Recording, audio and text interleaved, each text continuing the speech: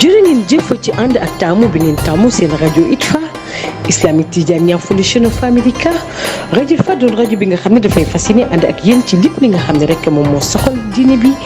rajo Itfa yamu ci dafay wéyale ak yéen ci ay émission yees jëm ci wàllum actualité dolli ci rajo Itfa mi ngi leen dencal ay programme yu bees jëm ci lépp li nga xam ne rek moom moo soxal askanu waa Sénégal ak askanu waa Gambie yi nekk fii ci Amérique ak gox yi ko wër rajo Itfa daal rajo bu wóor tey leeral.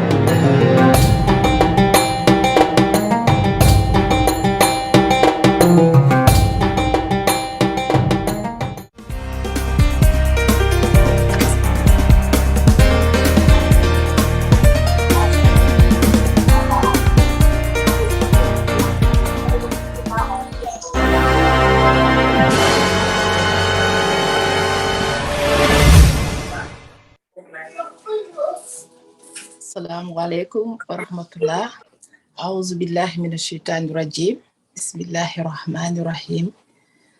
Wassalatu wassalamu ala ashrafil mursalin sayyidina Muhammadin wa ala alihi wa sahbihi wa sallama taslima. Rabbi shrah li sadri wa yassir li amri wahlul uqdatan min lisani yafqahu qawli. Mbokki julliti, mbokki Itfa, maa ngi leen di nuyu di leen ziar di am mbégte ak contentement ñëwaat fi tey seen émission Ëttu Itfa waaye maa ngi jiital ci nuyoo bi suñu sëriñ suñu wasila sëñ Sidi Ahmed si mu suñu maam Habib si mu suñu maam Alaaji Malik si ñu ngi lay nuyu di la ziar di la baalu àq di la masawu coono di nuyu suñu yaay ma jigéen si di ko baalu àq moom tamit di ko masawu coono di nuyu njaboot gi yëpp ak njabootu Itfa gi yëpp ñu ngi leen di nuyu di leen ziar bu baax a baax di leen masawu coono tey nag ñu ñëwaat fii ci télé jeudi Ëttu Itfa waaye dama am ñu ma àndal samay ànd am di jàmbe yi nekk ci Itfa bi xam naa damay dugg daal di dem ba rajo Itfa bu Dallas seeti fa sëñ Maamu mu nuyoo Haj Maamu ñu ngi lay ziar Haj Maamu dafa mel ni danga mute dégguñu la. Sorry. Assalamu alaikum wa rahmatullahi ta'ala wa barakatuh. Soxna Jeewo yaa ngi may dégg léegi maa ngi lay dégg alaykum salaam wa rahmatullah. A'udhu billahi minash shaitanir rajim. Bismillahir rahmanir rahim. C'est El Hadj Mamour fi studio Darul Habibi Dallas Texas. Xam naa ma delloo wala kaddu gi. Ok jërëjëf xam naa dañ te dellusiwaat léegi ñu dem ba Seattle Washington waaw sama naatango Xadi suñu rakk mu nuyoo Xadi bismillah. Auzu billahi minash shaytanir rajim bismillahir rahmanir rahim. Soxna Jeewo maa ngi lay nuyu di nuyu sëñ Mamour di seet na ngeen def. Ok jërëjëf ñu ngi fi Xadi merci beaucoup jërëjëf mbokk yi ñi lay àndal tey ci plateau bi tey nag ñu am ñu waxtaane affaire santé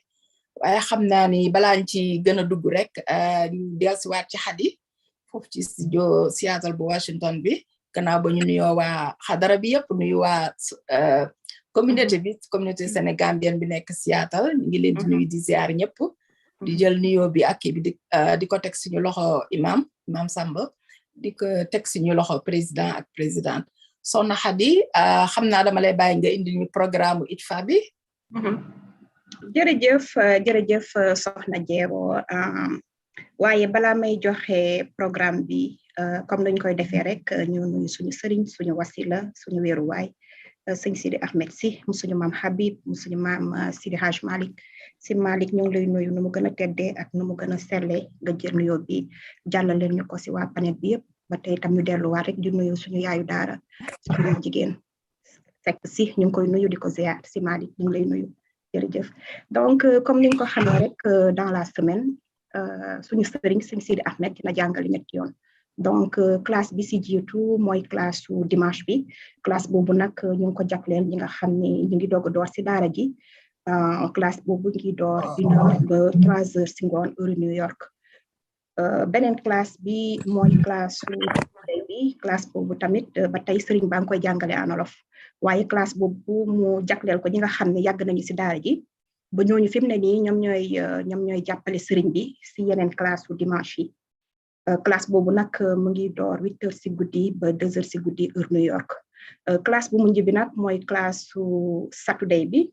classe boobu sëriñ baa ngi koy jàngale en anglais jagleel ko suñu njaboot bi nga xam ne fii la ñu juddoo si dëkk bi wala képp ku nga xam ni yaa ngi si réew bi bëgg a jàng alxuraan en anglais ñu ngi la si woo classe boobu nag mu ngi door de 1h ba 2h30 si ngoon heure New York ku bëgg a bokk si classe yi da ngay jokkoo ak soxna Ndeye Amy Sarr numéro téléphone am di 401 261 2701 wala nga jokkoo ak soxna Mame Adama Gueye numéro am di 401 688 5617 wala nga jokkoo ak Adja Ndorine Gueye soxna Jeewo ba mi sëñ Pape Ndiaye Gueye Serigne Cheikh Dial wala képp ku nga xam ne rek yaa ngi si classe yi wala bépp membre Itfa rek ko si jokkoo rek dina la laawee biir wax la ni ngay def ba bokk si classe yooyu bu fekkee nag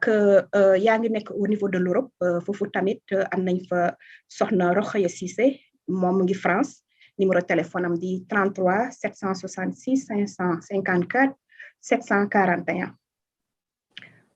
bu loolu weesoo itamit Itfa dinay am yeneen programme yi nga xam ne mu ngi koy tuddal si semaine bi ci mel ni mercredi si la xadaray di daje di waxtaan di saytu naka la ñuy tëralee programme Itfa yi jeudi bi nag ñu am comme tey jii suñu ëttu Itfa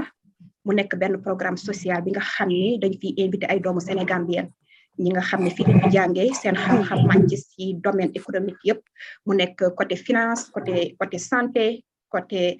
habitat wala immigration domaine boo laal rek doomu sénégambien yaa ngi fii si dëkk bi ñëw si fii ñu leen di invité si rajo bi di ñëw fii duñu jàngal di ñu yee di ñu wax fu ñu teg suñu tànk ak naka la ñu mën a yombal suñu dund fii si Amérique bu loolu weesoo tamit chaque vendredi dinañuy am suñu daarul Habib loolu tamit mu nekk programme boo xam ne dañuy invité ay kilifa diine ñi nga xam ne vraiment seen xam-xam màcc na si tarixa bi ñu ñëw fi duñu yee si suñu diine ak suñu tarixa defe naa loolu moo doon programme bi am si semaine bi mais am na aussi yeneen activité yu bees yi am solo yi nga xam ne Itfa commencé na ko lu mel ni Itfa Burial Fund waaw boobu tam mu nekk benn programme boo xam ne Itfa commencé na ko programme bu am solo xanaa boobu moom damay bàyyi rek soxna sëriñ Mamour wax si tuuti comme ça après ñu mun a yeggali programme bi sëñ Mamour bismillah. waaw jërëjëf soxna Khady vraiment détaillé Itfa programme am na solo lool xam naa auditeurs yi jël nañ note pour ñi nga xamante ni daara ji intéressé na leen wax dëgg yàlla ñu ngi leen si woo yéen ñëpp man mi di wax ak yéen étudiant laa si te macha allah wax dëgg yàlla biñ ci duggee ba léegi njëriñ rek lañ ci gis te njëriñ loolu moom la sëriñ bi gis ba nga xam ne moom la bëgg a wasaare fii nii yëpp. Ibra Fan nag mooy Itfa Burial Fund bi nga xamante ni wax dëgg yàlla li ko tax a jóg rek mooy sëriñ bi dafa am ñeewantel si njaboot gi mu gis ne dafa am xew-xew yoo xam ne daf fi passé at yi te nam daan amee dafa jibbi dayoo fi mu nekk nii dafa am loo xam ne ni buñ ko déggaan nit faatu na dañ daan toog lu yàgg ba lañ koy dégg waaye léegi nag dafa mel ni semaine bu nekk ñu ñuy tàggee ay nit te loolu ala kulli alin de du mos a jaas ñun ñëpp danañ ci jaar nañ sañ nañu ñaan yàlla nag mu yéex ñettañ nañ ko ñaan ala kulli alin képp ko dund rek di nga si jaar da loolu boo dëddu da nga mel ni sëriñ bi taxawaayam parce que ñi fi jaaragum yëpp kenn ku si nekk si ñun ñi bëgg nañ taxawaay boobu ñu taxawee leen ñu am ko yàlla na yéex lool Ibra Fan li ko dax a jóg rek wax dëgg yàlla mooy rek su yu mel noonu amee ñi nga xam ne ñoom la dal dañ leen di teggi ci jëf yooyu nga xamante ni ba li koy toppatoo koor bi yóbbu ko Sénégal wala Gambie su ko defee loolu Itfa moom moo ciy taxaw doxal lépp la si war bu àggee foofu it sëriñ bi def délégation bu am solo ñëpp ànd dem foofu noonu doxal la nga xam ne moo fa nekk loolu nag wax dëgg yàlla moo ko tax a jóg muy Ibra Fan bi incha allah xam naa dinañ ñu gën a ñëwaat sax ci yeneen i jotaay pour gën leen ci jox ay détails waaye ñi nga xamante ni intéressé na leen comme am na kuy bind si suuf di laajte bu fekkee ne Europe la yooyu noonu yëpp am nañu ay package yoo xamante ni mun nañ ci waxtaan su boobaa parce que wax dëgg yàlla doon na ndimbal si communauté bi te doon na la nga xamante ni yëg yéen nañ xew-xew bi am ca New York yu demee noonu bu ñëwee yàlla na fi taamala yàlla bu mu fi amati sax la ñuy ñaan yàlla mën nag yàlla defal ñu ko waaye yu ni mel suñu amee su boobaa Itfa moom la sa war danañ ko taxaw jox ko ba mu jeex tàkk Ibra nag muy Itfa burial fund li ko tax a jóg rek ak génn mooy dimbali njaboot gi ba nga xamante yu mel noonu su amee ñamu dal Itfa jóg sa taxaw bi nga xam ne mu ngi koy taxawee fi mu nekk nii waaye su boobaa nit ñi nga xam ne inscrire nañu si ñu xam leen nga xamante ni dafay yomba rek liggéey bi incha allahu rabbi kon nag ñu ngi si woo ñëpp ñi mu intéressé comme ñi nga xam ne ñu ngi doon bind noonu si kii bi dinañ leen tontu incha allah ñu ngi joxe na numéro yooyu nga xamante ni soxna Xadi joxe na ko mu ngeen leen di caawe dinañ leen si mën a wax man mi El Hadj Mamoud di wax ak yéen ku ma si di caawut mun naa la si jox muy soxna Jeewo muy Xadi wala ñoom sëñ Cheikh ñoom ñëpp ñooñu ku ngeen si ricaaw rek dinañ leen mën a laaj biir ñoom Assane Thiandoum imam ñooñu ñëpp oustaz Assane ñooñu ñëpp dinañ leen si mën a jox information sëñ Cheikh Diall o Pape Kébé xam naa sax xëy na dina dugg si kanam tuuti incha allahu rabbi Ibra Fan nag mu ngi fi wax dëgg yàlla encore une fois ñu ngi si woo ñëpp soxna Xadi loolu daal laa si bëggoon sànni. waaw jërëjëf sëñ Mamour xanaa ma joxe numéro yi rek nga xam ne bëgg nga ci am information mën nga contacter sëñ Mamour Cissé mi numéro am di 469 597 9392 wala tamit nga contacter Pape Kébé sëñ Pape Kébé numéro am di 978 856 5401 wala mën nga aussi contacter Serigne Assane numéro téléphone am di 443 255 64 77 wala Serigne Cheikh Diall numéro am di 267 688 89 80 waaw defe naa soxna Jeewo ñu delloo la kàddu gi ba si kanam du noonu jërëjëf soxna Khady information yi am na solo trop xam naa dinañ ci dellusiwaat ci kanam saa ñuy def transition rek dañuy dem seeti sëñ Mamour foofu ci Dallas mu indil ñu ganam présenté ñu ko ñu waxtaan ak moom tuuti sëñ Mamour. waaw jërëjëf soxna Jeewo thank you so much asalaamaaleykum wa rahmatullahi taala wa barakatuh ñu ngi leen di nuyu yéen ñëpp di kàddu yi ngeen fi gaaral am na solo lool di jiital nuyoo bi nag suñu sëriñ suñu wasila sëriñ Sidi Ahmed Sy mi nga xam ne mooy le père fondateur de Itfa di suñu buntu si Tiwaawan toogal fi kër gi bu ñu ko nuyoo nag nuyu ne ñëpp di nuyu soxnaam si tedd ci soxna ma jigéen Seck si nga xam ne jàmbaaru islam la rawatina fii si ëttu Itfa mu jël nuyoo bi tegal ñu ko si ñëpp ñi nga xam ne ñu ngi si panel bi si soxna yi surtout ak suñu auditeurs yi tey nag ñu am mbégte di leen andil ku nga xamante ni taalibe la mbokk la min na kër gi sëñ Kebba Maas Atlanta ku wax xadara Atlanta sa xel dina dem si moom parce que c'est pas la première fois ñu gis ko fii te wax dëgg yàlla niñ ko luqatee sax laay wax mooy programme yi ñuy am si xadara yi si lañ xam ne am na lu mu làmbool la nga xamante mun na jëriñ communauté bi loolu mooy li nga xam ne mooy expliquer ñaare suñu am meeting ak yeneen xadara yi di leen laaj ci seeni profession di leen laaj ci seeni expérience su ko defee ñoom itam ñu mën a ñëw fii share ak li nga xamante ni am nañu ko ak communauté bi sëñ Kebba nag ku nar a wax si moom di nga fi guddee waaye nag dama leen defal samari bu ndaw yàlla def na Gambie xam ngeen Sénégal ak Gambie moom benn bopp la képp ku nekk fii si ñun ñii am na genn wàllam mu nga Gambie ku nekk Gambie am na sa genn wàll ñu ngi Sénégal soxna Adja Ami Seck dafay firndeel loolu moom sax moom dafay claim ne moom sénégalais la donc sénégalais 100% mu ngi nu xamante ni njaboot donc maa ngi koy nuyu de passage mooy suñu madame la présidente Adjaratou Ami Seck fii si Dallas Texas ñu nekk fii di liggéey si Itfa alors Serigne Kebba nag boo ko waxee xel day daj président Malick parce que moom moo ñu ubbil buntu bi foofu noonu ba ñu gisee ak moom ba biñ xësantee nag mu sawar si lool am nañu waxtaan yu bari ñu def balaa show bi am wax dëgg yàlla te loolu waaye fa moo ñu ko may donc tey nag mu indiloon ñu 15 patients and their loved ones mu nekk topic boo xamante ni bu tàcc la waaye bu neexee yàlla xam naa moom nag am na expérience wax dëgg yàlla from Gambia ay si la doon liggéey foofu noonu bi mu fa jógee nag ñëw fii États-Unis mu practice nurse dem defar laysinam ñafe ba yàlla dimbale ko ba fi ñu wax ak yéen am na 21 years of experience in the nursing business donc nursing practice donc loolu kon xam-xam bi mu si am moom lañ ñëw tey jii pour share ko ak ñun su ko defee loolu ñu taaxirlu taataan xam naa dinañu indil lu bari la nga xamante ni dinañ si mën a jàng xamal naa ko tamit ne show bi ay docteur dañ fiy ñëw ay nit ñu bari ñu ngi fi daal di déglu su ko defee rek ñu laayante biir def ko yëfi taalibe ku si nekk rek jéem a taataan am loo fi jëlee ñu laajte question yi ñu waxtaan suñu biir ba nga xamante njëriñ génn fi loolu mooy idea bi nga xam ne Itfa behind all this programme muy def loolu rek la pour gën a lift up the community yëkkati ko dimbale doomu aadama yi yéen jafe-jafe si addi wàññil leen ko loolu mooy idea bi donc Serigne Mass xam naa du ma def lu dul jël kàddu gi jébbal la ko su ko defee yow incha allah boo ñu defalee exposé ba si kanam ñu xool daal li nga xamante taalibe yi indi nañ ko ñi nga xam ne auditeurs yi indi nañ ko pour comme question ñu laayanti si biir incha allahu rabbi sëñ Mass bisimilah. baax na jërëjëf sëñ Mamour da nga baax rek maa ngi laa nuyu yëpp nuyu bi naa ma ko jiitale suñu sëñ bi Sidi Ahmed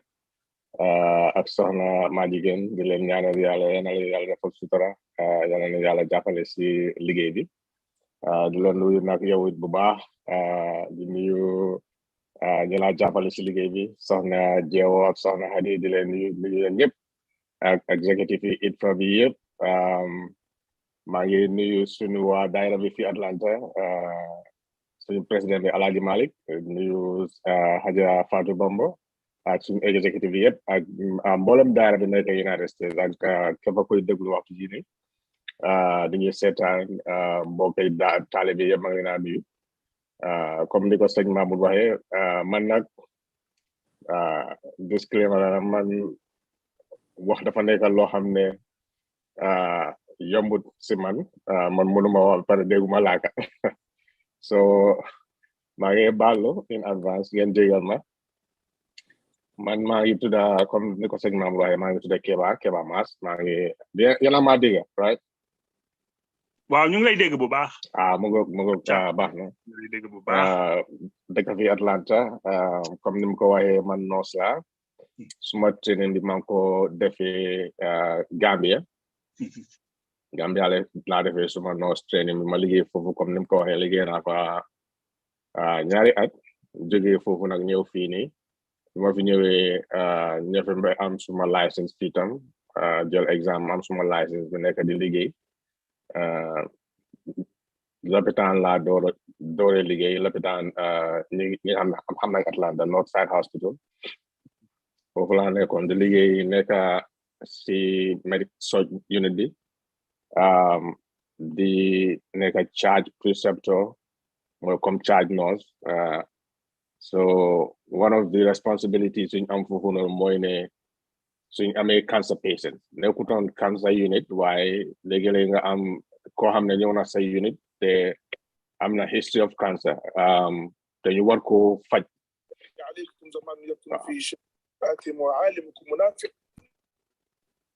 fekk amutoon kenn koo xam ne amoon suñu ne amoon na training boobu noonu so ñu yóbbu ñu jox ñu training bi mooy ñu jël benn classe buñ jeexalee classe bi gars yi jox ñu benn exam bi boo ko passé dañ laa jox certificate boo xam ne mu ngaa joxe chimiothérapie mooy garab boo xam ne moom lañ joxe ñi am cancer so bu ma defee loolu ma am si intérêt nag ma fexe nag ba transfer dem si main hospital bi doore suma cancer journey bi nekk foofu si lopitaan bi depuis 2011 ba tey fi mu nekk ni liggéey na yeneen lopitaan comme Piedmont Hospital liggéey na Emory Hospital fi mu nekk ni maa ngi liggéey Georgia Cancer foofu outpatient clinic la li ñoo def mooy man suma liggéey mooy ñi nga xam ne dañ am cancer dañ leen diagnose ñu ñëw jël si seen treatment so ñu ñëw leen di jox chemo après di leen jox education naka la ñoo manage side effects so man basically loolu mooy suma background so ren bu woon pour ma ñëw tey waxtaan ak yéen lu tuuti loo xam ne moom laa xam si biiri cancer doole ko luy cancer lan moo di cause cancer ndax nit mun naa def loo xam ne mun naa prevent cancer loolu wax la boo xam ne ba léegi researchers yi they are looking into it daanaka dañ ne about 40% of cancer cases moom lañ la mun a wax ne lii this is what caused or mun lañ la point ne these are the the precursors, or these are the things that potentially cause you to have this cancer. Only 40%. So the other 60%, they still don't know. And even legally, if you go to like the Department of Labor, they have a side boo xam ne is dedicated to naka occupational safety and health hazards. moo laa woon comme ñi nga xam ne dañ di liggéey si construction. What are the environmental hazards? Moo xam ne moo nekk di things that can cause cancer, like asbestos, like lead. Boo demee tam in the Department of Health, am na a national toxicology program boo xam ne every once in a while then they update list. So loolu lum laa woon mooy ne still people don't know fully what are the things in the environment that cause cancer. With that being said, xam nañ there are certain environmental factors yoo xam ne they can pinpoint. Yoo xam ne with lifestyle changes you're able to at least mun a prevent sa boppa. Like living healthy lifestyle. Mun a work out. Make sure you watch what you eat. There are certain foods they have cancer-causing chemicals in them, like processed food, especially processed meat. You need to buy health. If you go to things like alcohol, we don't deal with alcohol. Alcohol is also a cancer-causing product, especially when it comes to like liver cancer, gastrointestinal cancer, pancreatic cancer, smoking that will cause cancer, lung cancer. Those are all things that they can tell you this would lead to cancer.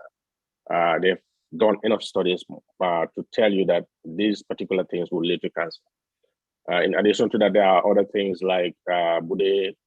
like colon cancer or GI cancer. There is a type of bacteria bohamne now is being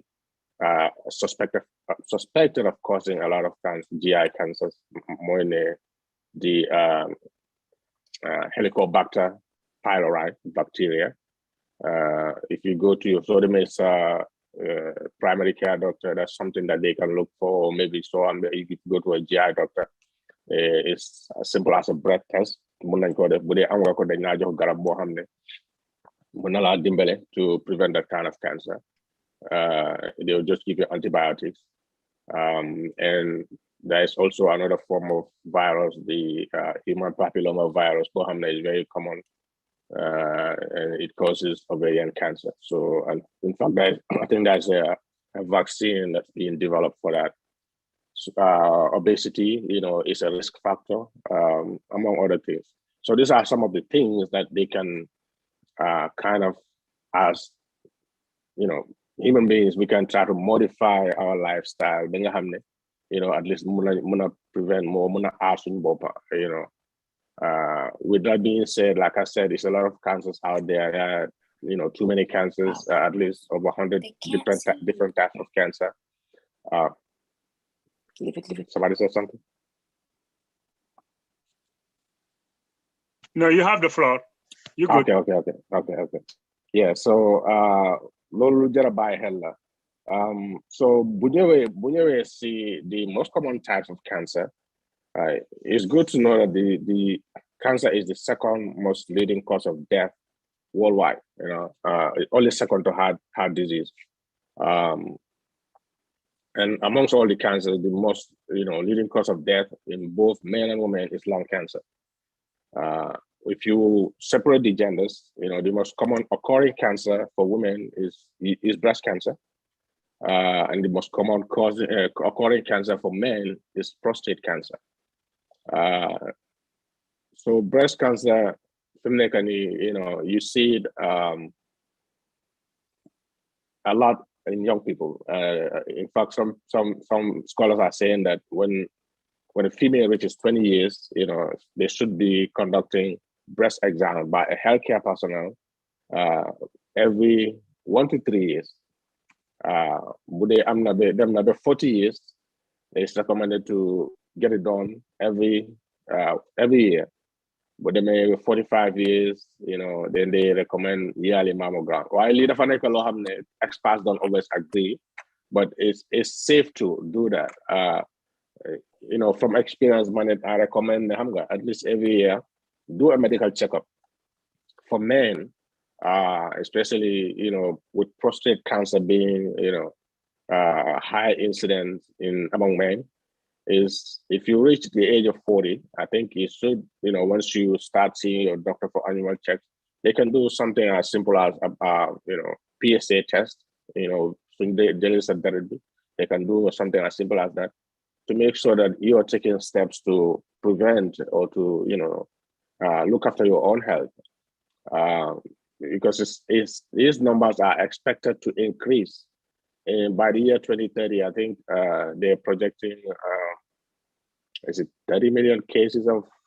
cancer yearly, which is a very high incidence. So I thought maybe, if you work on, Jema, where you want to highlight, see what we can do as a community. What are the steps that we can take? If you guys have any questions that we can go ahead and discuss, if you have any misconceptions about cancer, we can also discuss some of those things. I'm not duma wax lu bari because lima bëgg def moy because I'm sure we have a lot of people here. I think I'm not questions, and so hopefully, I'm not a doctor, like I said, I'm a nurse. Hopefully, I'm able to touch or maybe give you a little bit of answer that is a little bit satisfactory. And if I can't answer your question, then maybe, we can look into it together. While basically more, let's discuss what cancer is. It's something that we don't discuss amongst ourselves. Is it something that is curable, or so I may consider that day? And the truth is that if you follow these steps, yearly screening, if cancer is caught early, it's definitely curable. Cancer, even if it is advanced with the proper treatment, a lot of these cancers can be managed. Like people live with metastatic cancer for over 5 years. Just a couple of days ago, I met a woman who had breast cancer 23 years ago. She is still doing well. So, with the advancement in treatment, like with the targeted therapy, a lot of these cancers are definitely curable. So I just wanted to clear some misconceptions about these things, and hopefully maybe answer some of your questions if I can. So Nabo. Waaw jërëjëf Kebba wax dëgg yàlla li nga fi wax wàcce am na solo lool man maa ngi lay déglu rek di jël note parce que importance su li nga fi doon wax noonu seulement man de bu fekkee ne am na benn question bu ma am in mind pour laaj la ko mooy que ñaareel ñun suñu société baat bi sax duñ koy nangoo tudd parce que pour wax ko sax loolu lu rëy la si ñun yow how did it come up in your mind during your career to say, this is what I want to pursue. This is something I feel. This is me. Right. What trigger that aim, that still flame that push you within there? Right. Yeah. So personally, I've had my own mother died of cancer. Oh, I'm sorry. Yes. So, and she wasn't lucky enough, on that sense, to be treated well because Bimko, I was here. So lima def moy I been a hospital la call, largely, let's say because Kenya is in Africa, so what I'm treatment,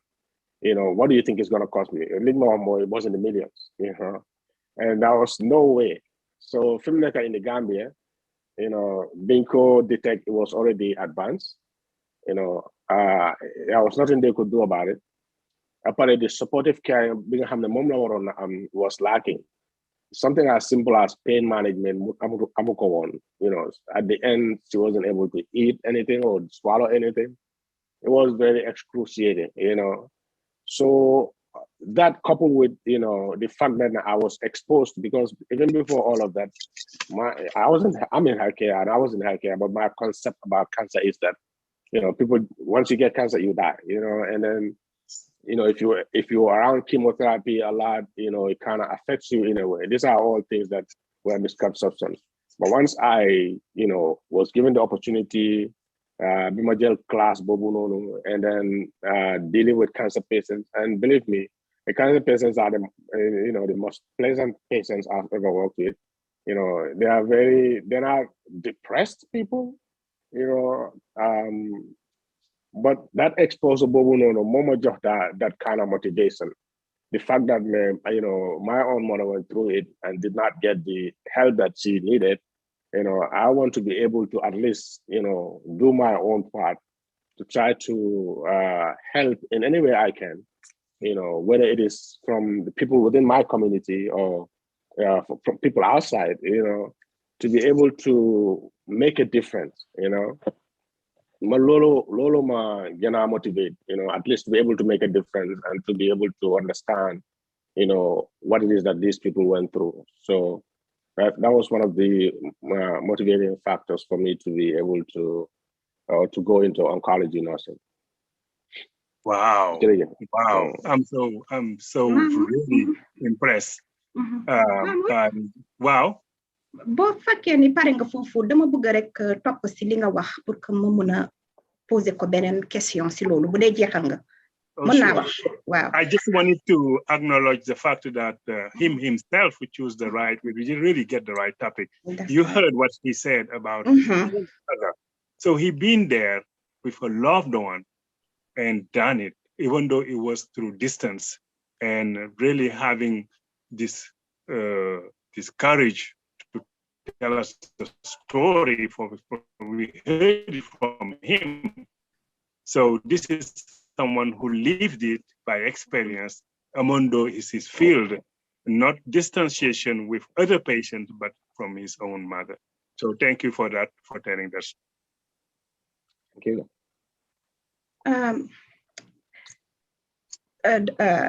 Serigne Kebba maa ngi lay nuyu vraiment di kontaan tey ni nga ñëwee fii vraiment indi ñu topic boo xam ne topic bu difficult la pour déglu ko sax comme ni nga ko waxee parce que ñun boo xoolee ñun africain feebar rek la ñu ragal waxatuma la cancer ñëw tu vois mais man question bu ma la bëggoon laajte mooy can you imagine tey boo demee seeti docteur ñu diagnose la ñu ne da nga am cancer xam nga loolu dafa nekk loo xam ne bu dee africain même bu dul africain sax doomu aadama lu la bett mën la même bu fekkee ni yow par exemple feebar baa ngi sa yaram yëguloo ko mais buñ la ko xasee wax rek day mel ni yu declining because luy njëkk a ñëw sa xel rek mooy dee bi taxaw na te man li may wax sax xëy na dina metti si cancer patient bi mais si njaboot gi lay gën a metti psychologiquement mentalement is something li nga xam ne is very hard to handle yow mi nga xam ne nag yaa ngi liggéey si yooyu te di ko gis lan nga ñu si mën a baaxee bu fekkee ni situation yu mel noonu am na how we cope with it naka la ñuy handle situation yu difficult yooyu merci. waaw loolu dëgg la jërëjëf soxna Hadi si laajte boobu noonu loolu dëgg la loolu dañ dee diil ak yooyu noonu moo tax any cancer clinic boo dem daf day am social worker léegi boo ñëwee ñu ne diagnose la da nga am cancer dañ la dee jox afam yenn laajte yu nga laaj di seet yow foo tollu mentally bu dee dañ gis ne yow you taking it very hard based on your score then we get the social worker to come talk to you but that's the social worker part. Our own part is to educate because a lot of times it's just once they have cancer, it's a death sentence. No, that's not the case. Most of these cancer cases, like I said, they get cured. I've seen people, that's it for them. And then they turn around, and so it's not a death sentence. It's just like any other disease at this day and age. But in Africa, it's a different story. Why Fini is very advanced. I'm cancer, them and go to the hospital and it being a death sentence. That's not the case. I did not educate because cancer have stages. But the early stage, that's definitely curable. The bunya education, but the doctor bit of flower, lahli, then come on a cure, nothing come on a cure, control at such a rhythm, your munga going with your normal life, and without it causing any problems for you, So Ninga Hamne, is devastatingly critical for them. That's very few when you look at the overall number. So cancer, yes, is very why exactly why cancer is just like any other disease at this point. It's curable. Cancer is 100% curable. Most cancers are. So with the right education, it makes sense that I've dealt with people like that. They come for their first treatment and they are so scared, but I have to sit them down and talk to them. Mm-hmm. Eventually, it makes a difference. So it's all about education, talking to them, and giving them that reassurance. It's not a death sentence. It's definitely curable. Mm-hmm. Thank you. Mm-hmm. Léegi floor bi ubbi na ku am question rek you can jump in ñu bàyyi la ngeen poser question ku bëgg a laajte rek ñu may la. Salaamaaleykum. Waaw salaamaaleykum sëñ. Waaleykum salaam. Waaw mën naa dugg foofu laaj tuuti docteur Mass. En général bu ñu waxee cancer ñun suñu genre gi ñu bari mag ñi rek la ñuy wax. duñu wax daal dara ci xale yi tuuti. Te li ma seetlu mooy xale yi atteindre cancer tamit bare na. Ba death rate bi sax dafa yokku. Par exemple bu ma jëlee statistique Amérique bari na fi trop mais ñun duñ ci dégg lu bari daal. Par exemple ñun Afrique bu ñuy wax cancer rek mag ñi lañuy gën a tudd. Est-ce que mën nga ñu ñëwal foofu tuuti ci jox ñu tuuti information ci côté boobu? Waaw dégg la cancer si mag ñi la gën a bari because li xew mooy boo demee ba mag sa body function bi si la di gën a wàññeeku mooy doole bi si la di gën a wàññeeku moo tax 70% of ñi di am cancer is usually 55 years and above. Waaye taxut you still see léegi nga gis ñi nga xam ne man right now we seen a patient that's in her 20s. We see patients that were born in the 90s. I've even had a patient that was born in the 2000s. So you see it's not as common. Why don't they get so more because all of these things is like evolving research and evolving knowledge and information about cancer. More at the beginning, man, it's a good practice. Like, yep, I'm a doctor. I have annual checkup. So they do a comprehensive checkup. But you have to, especially breast cancer, which is more common, to do a self-breast exam. But I'm a healthcare personnel. You can do a self-breast exam. If you feel any lump, that you're worried about, then you need to talk to a doctor. So what I'm doing as things that we can do, to be able to address some of these things. Right now, we have a young girl, like going through cancer. Mom on that example, at one point we thought she was going to die, but they started a new treatment where she is responding very well now. I'm on that time that she was on oxygen, that I'm gonna knock it on her own. She had to be on oxygen. But now she walks around, with no oxygen. Another issue is that it's a lot of conspiracy theories out there. I've seen patients who are very young, they had cancer, and they got discouraged in the bull gel chemo, the traditional method or this, herbal treatment. And They went and did that, it still didn't help them. So by the time they came back to the hospital, the cancer had advanced. It was too late, and so those are all things that people, it's a lot of these things. It's just people need to be educated. There are lots of resources when it comes to cancer. If your insurance company, because I used to work for an insurance company, and what I did was case manager, we called patients that were diagnosed with cancer, they then educate to help them navigate this system. And so your insurance company have a lot of resources. Your healthcare facility, if you talk to your doctor, bottom online, there are companies that would help people pay for flights, they pay for housing, they pay for, a lot of stuff. They even give you financial assistance, so, and there are other, websites that all they do is educate people, like the American Cancer Society. So it's a lot of information out there. And so I think, we should at this point, be gone past those misconceptions that, ask questions if you're in doubt, ask questions, talk to your doctor. Cancer is not as big as people make it out to be. Heart disease kills more people than cancer, and people are not scared of that. People get hypertension, they get all these other cardiac problems, and they walk around, but it kills more people than cancer does. And so, and those things are all manageable. So yeah, young people still get cancer, so it's good practice to do frequent medical exams, like yearly at least, and also make sure you watch yourself and watch what you eat and be active. jërëjëf merci dafa mel ni ñu ngi am Daouda Diène sëñ Daouda bismillah. asalaamaaleykum. waaleykum salaam. ñu ngi leen di nuyu di leen ziar kenn ku ci nekk sa tur ak sa sant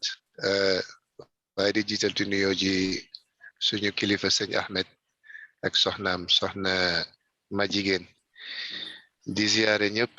di am benn question rek bu ñu bëggoon laajte suñu gan gi ma bëggoon laajte maanaam maa ngi dégg ngay waxtaan ci wàllu treatment yeeg yooyu bëggoon naa nga ñëw tuuti bu fekkee ne mën na nekk ci wàllu prevention maanaam bëggoon naa ci cancer yan step la nit ki mën a jël in his life pour mën a aar boppam prevention ci wàllu cancer ndax am na ay step yoo xamante ne bi it's good to prevent yourself from getting cancer later on in your life loolu doon question bi jërëjëf. jërëjëf si question bi sëñ bi loolu laaloon naa si tuuti moom ma di beginning comme waxoon naa ne am na cancer yoo xam ne mun nañ la pinpoint ne lii moo ko di cause. For example, lung cancer, they can tell you, even though I'm lung cancer, why cigarette causes lung cancer, so, and secondhand smoking is part of that, even though why more decay that predisposes me to cancer. Alcohol, it is a predisposition to cancer. Processed food, will come, hot dogs, this meat that is processed that's already in the can. Maybe once in a while it's okay. Why to live on it? Because then they these preservatives they could be cancerous. And I also mentioned every time if you go to the Department of Health, toxicology program, they produce lists, and then they put their, those things that they suspect to be carcinogens, more they suspect them will not cause cancer. So with that list being updated, that means that there are still things out there in the environment, they could still cause cancer, but we still did not know because there isn't enough evidence or enough research on those things. So, one of the things we can do is make sure you try to eat healthy and, make sure you stay away from processed food, make sure you exercise, and then make sure you do regular medical exams. You know, for example, like I said, in men, you know, when you go to do your medical exam, make sure they do PSA, prostate examination. But they, since a family, I'm not for cancer. That means you are predisposed genetically. So it's best, you know, with the colon cancer, with the prostate cancer, with the doctor, you know, one lend man that I'm not for some cancer, be my family. We're gonna test, make sure, you know, it's not in my family. You know, they work in industrial, you know, come they paint me and stuff like that. You know, I had the other day the firefighters, you know, mostly, you know, a lot of them die from cancer because of the nature of their work. You know, I guess it's from smoke or it's from chemicals or whatever. So there are a lot of things in the environment. But then really get for you're, you know, exposed to certain environmental hazards. But they may at the website, the Department of Labor, I'm like the occupational safety health hazards. You know, you can look at the list of the things that you walk around to make sure that those things are not, you know, carcinogens. So these are some of the things that you can do. You know, frequent medical checkup. You know, try to eat healthy, stay away from processed food, exercise, avoid smoking, avoid alcohol. You know, and yeah, if you do, those are some of the things that you can do to be able to go a lifestyle modification, to be able to prevent yourself, you know, as far as I know. Jërëjëf. Ami, bismillah. Soxna Ami. Hello, assalamu alaikum. Hadith maa ngi leen di leen ziar. Di nuyu suñu sëriñ suñu wasila ak soxna ma jigéen ak ñi si plateforme bi yëpp di nuyu nag suñ gan gi Kebba ndax ma ne naka oustaz Kebba moom nag noos la waaye mooy jàngale si daara ji foofu noonu Atlanta man la Ami Seka Dallas kontaan nañ torop si waxtaan gi am na solo lool nag waaye li ma la bëgg a laaj Kebba mooy ñun yaa ngi wax affaire processed food waaye when it comes to ñun African bi Sénégambien bi ñun yan façon ngi lekka lañ mun a moytu ñun parce que ñun comme li nga wax processed food bi suñ ko lekkee tam is once in a while wax dëkkuñ si comme waa fii ñoom niñ ko jëfee waaye ñun nag ndax am na si suñ lekka yi loo xam ne dañ ko war a moytu ñun ba pare ñaareeli question bi waaw go ahead Alcon after ma la the second question bi tam da dina am symptoms nga am symptoms yu la wone this is cancer symptoms or what xam nga diabetic comme ni ma li ma dégga su ko nit amee ñu ne the way you use the bathroom can tell or ñu ne sa lips yi dafa dry trop you feel thirsty all the time those are symptoms of diabetic ci li ma dégga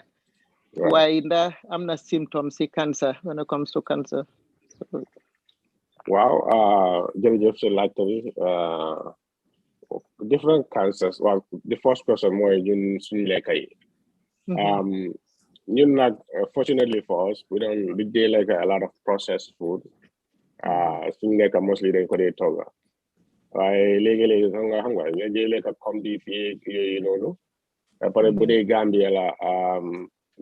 this is not common here. Gambia they have a lot of cases of liver cancer. And loolu fi ñu ko dee jëlee mooy afam gerte buñ dee use foofu noonu a lot of them is got this I don't know how they call it waaye gerte yooyu noonu is the culprit, you know, according to the doctors over there they're searching for them. But generally ñun suñu lekka yi mostly is healthy for the most part. Man li ma believe mooy all foods for the most part are good. Eating in moderation, you know, man, I support that. You eat in moderation. But you know, these soft drinks, you know, like we eat a lot of sugar, and sugar is not good. Sugar the flour predisposed to a lot of health issues. We're not some guy, we eat a lot of sugar. So you dañ ko war a bàyyi xel, but for the most part we have a lot of good food, you know. We have a lot of superfood yoo xam ne ñun dañ ko xamut rek waaye, you know, health wise they're very good, like buy baax na, even wonjo sax baax na, you know, like sisop, those things are superfoods, you know, like we have a lot of good food. So both toge, you know, as long as you're not using a lot of you know, processed food for our people, man, I believe you know, we're good on that part. Definitely. Man, no, maybe I'm missing out something, I'm not remembering something, but for the most part, I think, you know, our food it's good. It's a good home cooked meal that we base our diet on. The second part of the question more in the cancer symptoms. So that depends. It's a lot of different types of cancer, over 100. The most common is usually weight loss.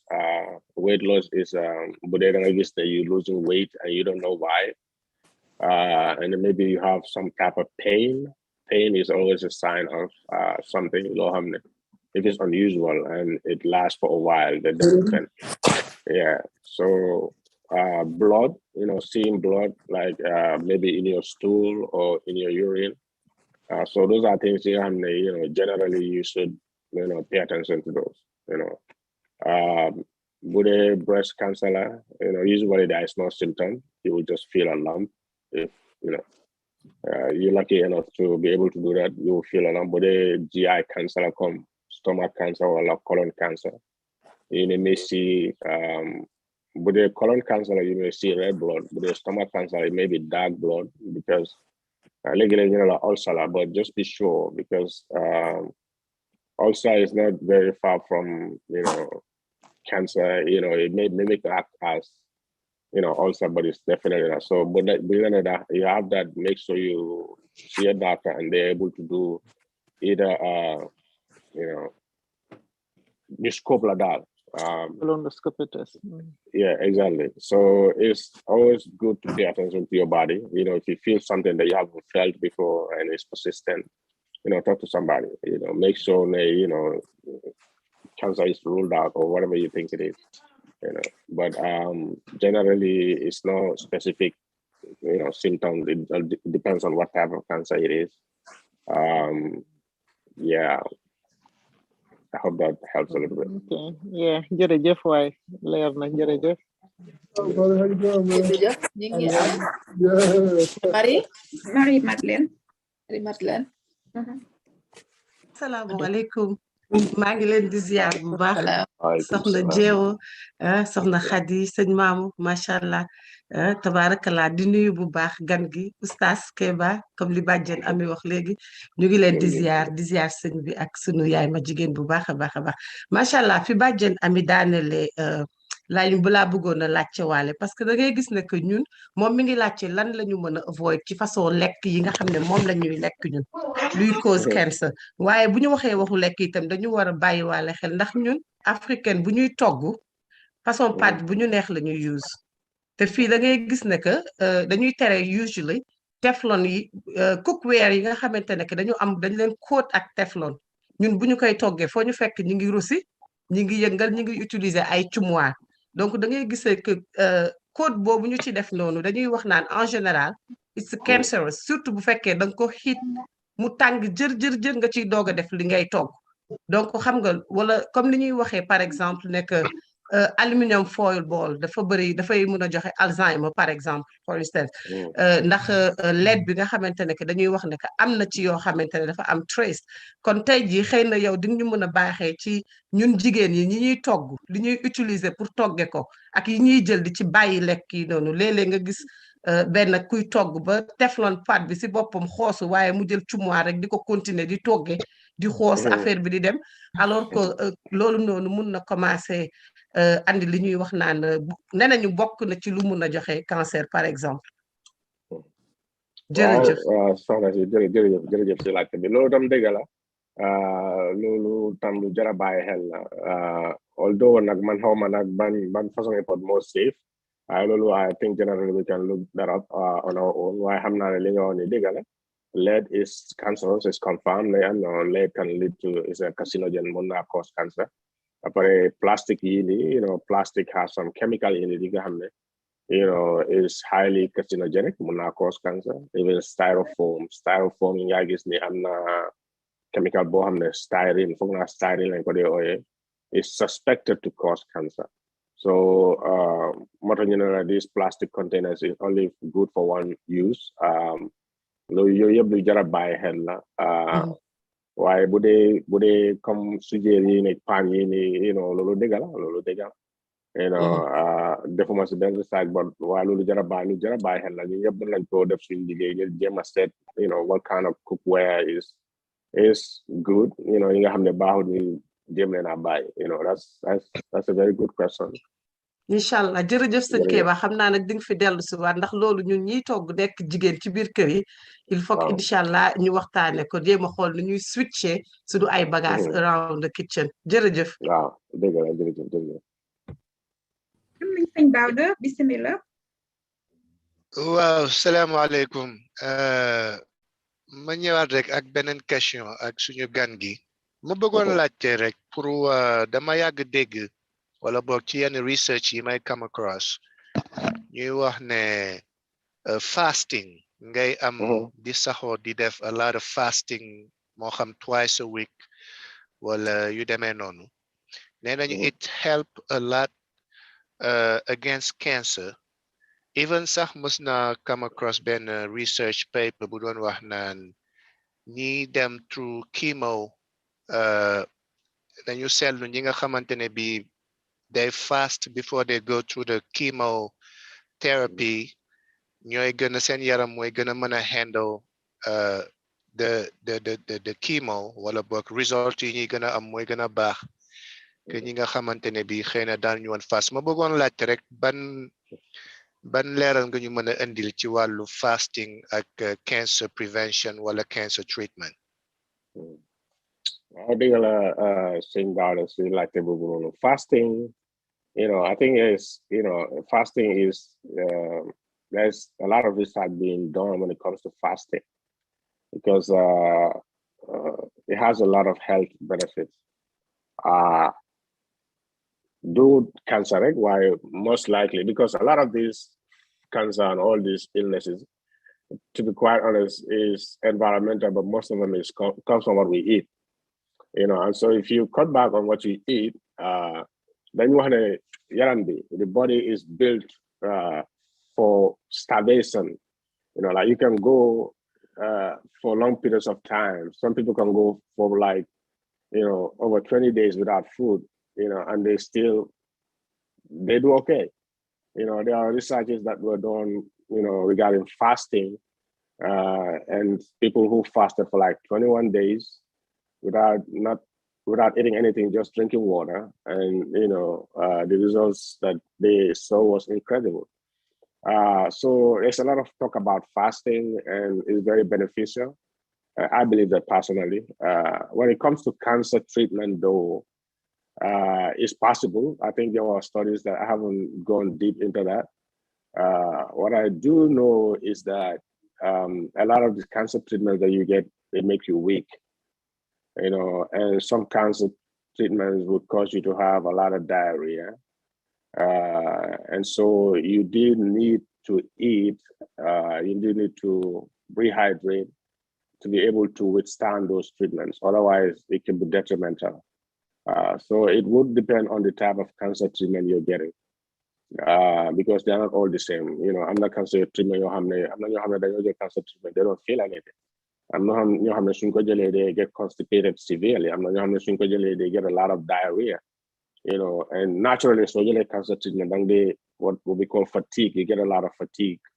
And so it helps to eat, it helps to drink. It has to be in a controlled environment. Today you're on treatment and you wanted to try fasting, there has to be a doctor that kind of knows something about that and wants to do it. It's not something you would do on your own. If you want to fast on your own, it's a good thing. Lolo is recommended. Communion day fasting. Some people fast, like they eat once a day or twice a day.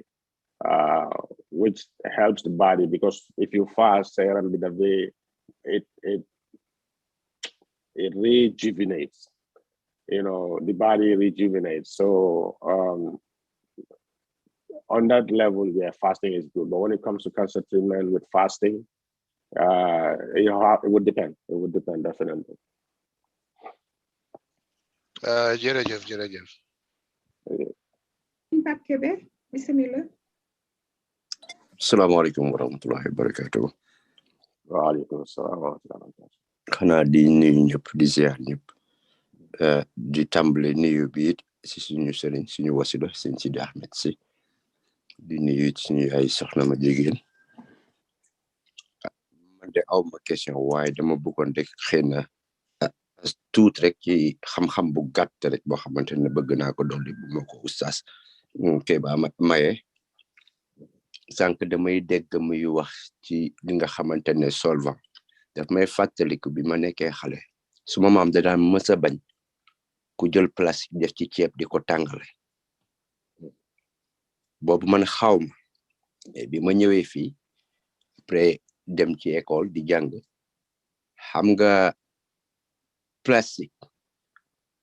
boo xoolee process bi ñu koy defaree solvant bi ci nekk moo tax plastique bi di dëgër pour mën a durer bu yàgg boobu te solvant boobu dafa am lenn lu ñu tuddee MK boo ko jëlee nga def ko ci pot nga teg ko ci nekk nit bu ci toogee lu yàgg bu jugee day daanu ndax mandi masma nag nga koy consommer gis nga dañu dem aussi chinois yi dañu dem ba da ngay xool ñun dañuy jënd oto bu bees ñu ubbi oto bi dugg ne ndeysaan oto bi mu ngi xeeñ xeet bu bees xam nga xeet boobu lan la solvant la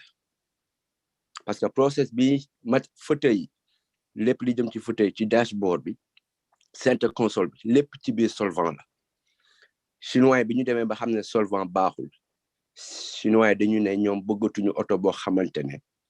MK def ci rax ñoom dañu dem wuti leen luñ ci tuddee organic water base ñoom léegi seen oto intérieur oto bi lépp loolu lañ koy defaree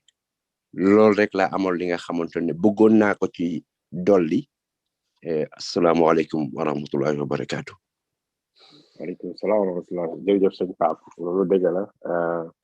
am na ñuy wax ne sax ne comme plastique yi ñooy jëfandikoo nii because they dump a lot of plastic in the ocean te daf day affect jën yi fa nekk and so because of the cancer causing content in those plastics like the food chain be is affected because those chemicals have found their way into the fish, and eventually the fish that we eat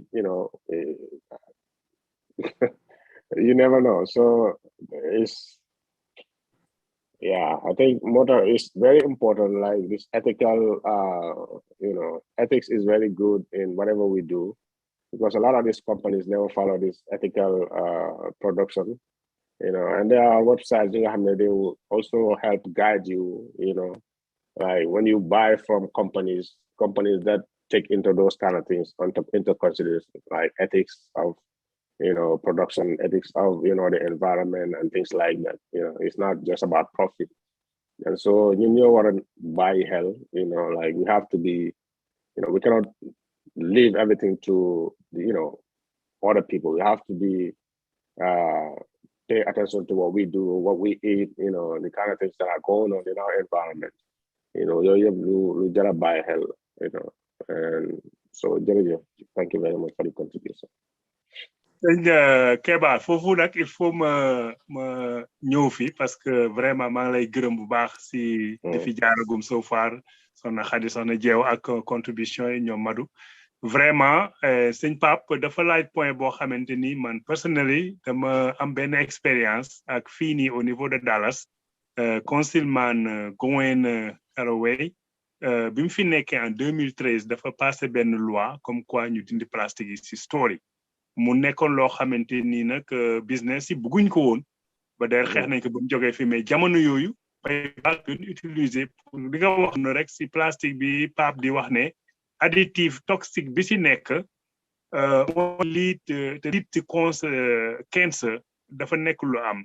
nga indi point bu am solo que ne don't leave it to people to ba de ku ci nekk rek jël sa responsabilité ba jéem sa bay sa waar ci tool bi donc loolu nekk na point bu am solo boo xam ne sëñ Pape ñu ngi lay gërëm bu baax ci contribution yi te affaire bi noonu la ku ci am loo xamante ni am nga ko te xam naa ne xëy na am na soxna Jeewo o soxna Xadi bu fekkee ne same practice bi am Dallas ni am na seen côté Washington you are more than welcome to share it because knowledge ji daf ñuy gën a empower su ko defee ñuy déglu tamit ku ci am expérience ci additive yi nga xamante wax nañ ko dina waxay dimbale rek pour gën a dëggal li nga xamante ni suñu xarit suñu mbokk taalibe El Hadj Daouda Diène laaj na ko mu doon préventive yi nga xamante nit ki mën na ko jël te loolu tam tamit dafa nekk loo xam ne am na solo lool donc xam naa soxna Jeewa wala soxna Xadi bismillah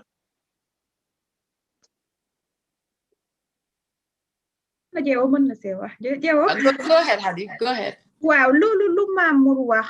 dëgg la et puis tamit amin c'est alarmant parce que ñun ñu bari xamuñu te lii lu am solo la te tam programme bi xam ne rek ka tax a jóg ndax boo xoolee ñun jigéen yi togg yëpp ci ay plastique la ñuy conserver donc bu dee lii indi nañ ko fii ak tam comme Mado di wax man sama pool baa ngi nii xolleeku te dama ciy togg donc yooyu yëpp dafa baax ñu ñuy wax ñu xam parce que xamuñu te tam ñàkk xam xëy na mën na laa indil loraange mais tam loolu dëgg la affaire plastique man je sais que au niveau de Seattle dañu ban plastique yi ci store yi donc boo xoolee boo demee il y a 3 ans de cela soo demee ci store yi is paper bag ba soo buggee plastique sax da nga koy jënd it's not free you have to buy it waaw comme li ñu def soda yi rek loolu lañ def tamit ci plastique yi donc loolu man mën naa ko share ak yéen mais vraiment li ma fi jàng tey moom vraiment macha allah ndax am na lu bari loo xam ne man xaw ma ko woon mais xam naa ne ñun dañuy use plastique lu bari ci lañuy tàngal ci lañuy denc lekk donc xaw ma ndax même plastique la ñuy wax wala plastique I don't know kon doo xam sax lan moo safe actually bu fekkee yooyu yëpp dafa joxe cancer lan moo safe voilà merci. Because comme plastic mom as long as comme ni ko as long as you don't heat with it I think it should be okay because then come on avoid totally but the recommendation is don't use it to heat your food in the microwave and stuff like that from now lola what you don't gonna emphasize but yeah we can't avoid plastics. doy na waar daal xam naa ni plastique bi ñu ngi koy use ak microwave bi tamit waaw double kii la nañu moytu soxna Jeew li mu wax dëgg la en fait mën nga tàngal mais tàngal ko ci verre booy sotti na nga sotti ci plastique moo gën parce que tàngal xam nga gis nga plastique même boo ko tegee ci safara xam nga dafay mel ni lu melt mais boo ko tegee teg lu yàgg dafay wawaat delluwaat te boppam additif boobu nag boobu moo baaxul mën nga def expérience bi nga xoolal ko sa bopp mais additif boobu moo baaxul te boobu mooy sonal doomu aadama te additif boobu aussi moom moo nekk aussi tamit ci LED loolu moo tax tamit am na dëkk yu bari dañu voté loi yoo xamante ni bépp kër bi nga xamante ne dafa am LED dañ koy contenir ba pare muur ko ba léegi LED bi yow dootoo ko di sax mën a nooyeeti dama xam am na lan mooy LED est-ce que peinture à l'huile bi Sénégal di def mooy peinture à l'huile ok te boo xoolee am na jamono benn éthiopienne bu jóge woon Éthiopie am green card ñëw Minnesota doom ji ko doon xolli di ko lekk ndeysaan loolu LED boobu xale bi doon lekk LED boobu moo dem ba jëlee ko fii ci àdduna lu woon la lay xoolal danger boobu xoolal danger additif bi ci nekk donc lu bari jara mo bàyyi xel la man de sama wàll sama kër bi ma ko xamee ba tey Pyrex laay jënd moom laay tàngale moom laay denc sama frigo asalaamaaleykum wa rahmatullah. waaleykum salaam wa rahmatullah. soxna Seynabou bismillah merci Pape jërëjëf ci contribution soxna Seynabou. salaamaaleykum. waaleykum salaam wa rahmatullah. man dama bëggoon poser benn question. Les innovations techniques et créatives de la boulangerie-pâtisserie. dama bëggoon laajte man dama am problème boo xam ne damay liggéey guddi léegi su damay liggéey guddi sama problème mooy que ne su ma wàccee su ma lekkee dootuma lekkaat ba le lendemain des fois ma bëggoon xam ndax mun na ma jàppale ci loolu xam na moo tax loolu moo koy mu may dal ba pare dama seetlu damay grossir te alors que duma lekk dara ma bëggoon xam lan mooy solution bi ba pare bu ma mënoon wax tamit lan mooy maigrir nit dina ma arranger tamit ma bëggoon xam rek jërëjëf merci beaucoup. jërëjëf soxna si soo nga ne liggéey guddi nga dee def soo ñibbisee soo lekkee doo lekkaate bi kañ. next day. the next day. duma lekkaat ba le lendemain. ok liggéey xam naa liggéey bi may def comme FedEx laay liggéey dafay demander effort bu bëri mais damay naan rek nag. de ce fait naan boobu dafa mel ni moom mooy remplacer sama lekk mais wala ma maigrir mais c'est le contraire daf may grossir loo. mu ne nag daf ko naka. da koy may yaram da koy may yaram. daf ko may yaram ok loolu la bëggoon a laaj yaa ngi lose weight. waaye lose loo weight de soo yaa ngi gën a am yaram. waaw mais dégguma anglais bu baax nag. dafay gain weight waaw dafay am yaram. gain weight ok so boo lekkee ba pare da ngay tëdd nelaw waaye boo wàccee nga lekkal tëdd nelaw waaye. waaw xam nga su ma wàccee ay 9h yooyu su ma ndekkee su ma après damay récupé ak xale yi ak jàng beex yooyu après su ma tëddee su ma yeewoo damay sonn ba damay préféré naan rek demaat liggéey. loolu mooy sama tous les jours mais damay maigrir doolee ma maigrir damay au contraire damay gën a am yaram. dégg nga so li nga war a def mooy because waruloo lekk rek tëdda especially lekka lu diis tëdda dafa war a lekka lu oyof because soo lekkee lu diis tëdda yaram daf day use energy pour digest sa lekka bi so loolu tax mun na tax boo eewu suba nga gën a sonn so danga war a changer time bi nga dee lekka waaye mun nga eewu si suba bala nga liggéey nga lekka lu diis li nga gis ne loolu mun na la because danga active danga nekk di dem ak ñëw après mun na la jox enough energy boo wàccee nga lekka lu oyof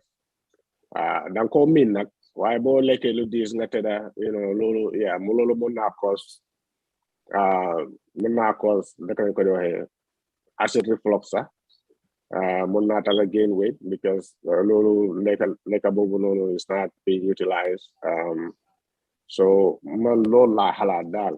xëy na nga change time bi nga dee lekka because nekkul ne active loo waaw non activité bi maanaam guddi la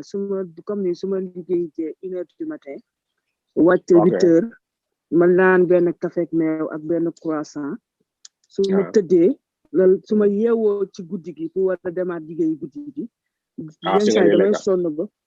non du ma lekk sax yenn saa damay naan ndox wala ma jël ataaya pour mu yee ma mën a fonctionner parce que liggéey bi dafa laaj dafa laaj énergie bu bëri léegi de ce fait énergie boobu ngay dépenser dafa mel ni moom moo lay tere lekk yow da ngay bëgg di naan rek naan ndox bi moo lay gën a arrange pour nga toog sax ne xaaral ma defar lii ma toog ma lekk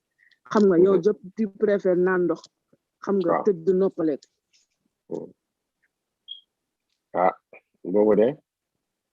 boobu de man awma si ansa moom Kebba Kebba kon amul li maigrir loo bokk ndax bu xaw a tane li nga naan dafa bari sukur nga xam nga sukur boo lekkee sukur su bari sa yaram bi du ko dee soxla yëpp li mu dee def mooy liver bi sa liver daf ko dee change into fat sukur moo tax sukur moom dëgg la waaw sukur dafa tax nit ki am yaram so bu dee li nga naan tam dafa bari sukur loolu nga wàññi waaye daa mënuma expliquer li tax loolu de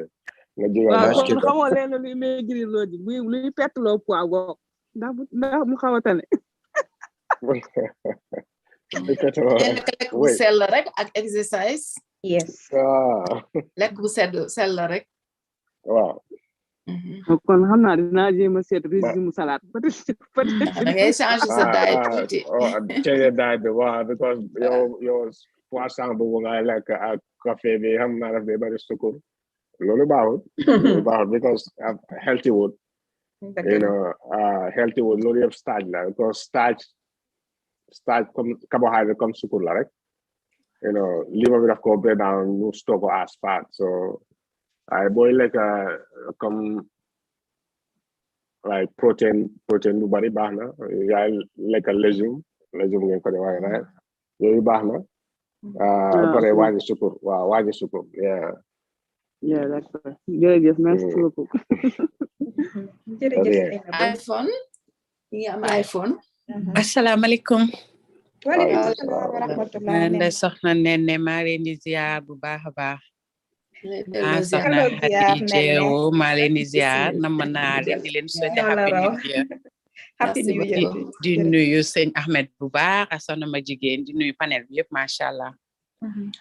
dama leen doon baaxee rek ndax man affaire verre yi ba ma ko xamee comme ñu ngi ciy wax ma bëgg leen baax man plastique yi ba naa ko depuis biñ ma ko waxee. léegi verre laa yore si kër gi ci lay tàngalee ci lay def lépp assiette am ci lay denc ñam bi mais ñam bi tamit su seddee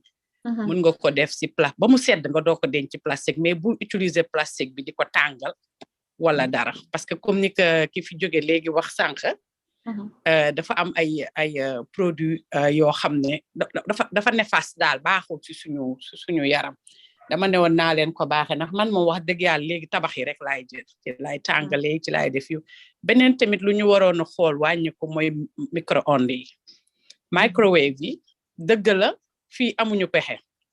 ndax lekk yu ñuy denc di dem liggéey di ñëw mais foofu tamit dégg naa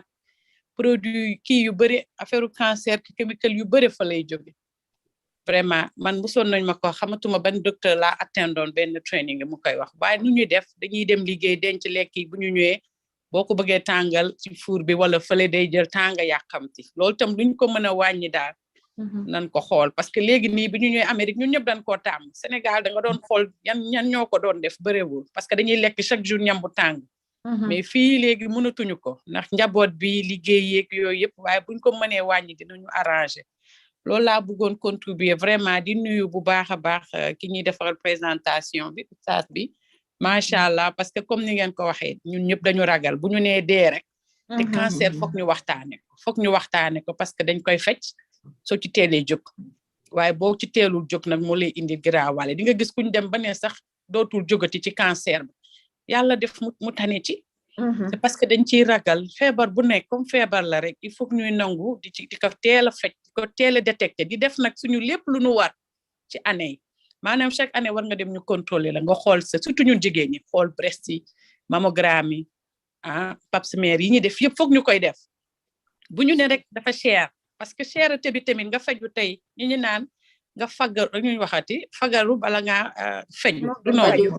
voilà kon nañ ciy jóg ñun jigéen ñi parce que lu ci bëri ñun lay gën a dal yàlla nag moo xam ñu gën a di muslu di ñaan yàlla rek vraiment bu jéggal ñu te vraiment jàppale ñu bu baax a baax mais comme ñun ñooy aar alaaji aar soxna ak njaboot bi yëpp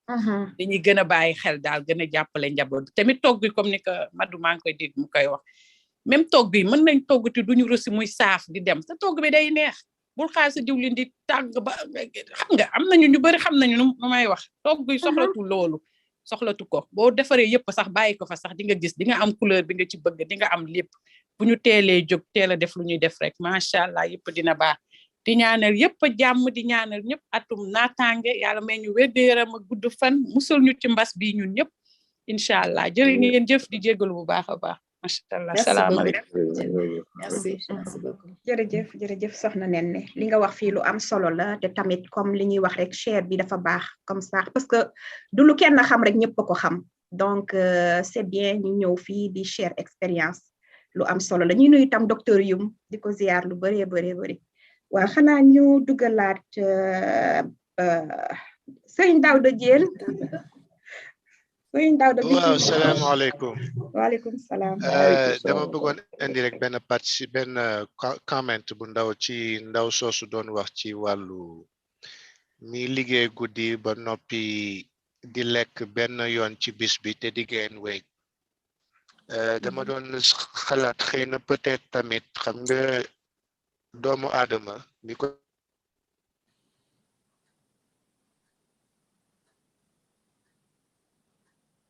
waa dégguñu ko mel na raison bi dafa sëñ Daawda dégguñu la de ok xam nga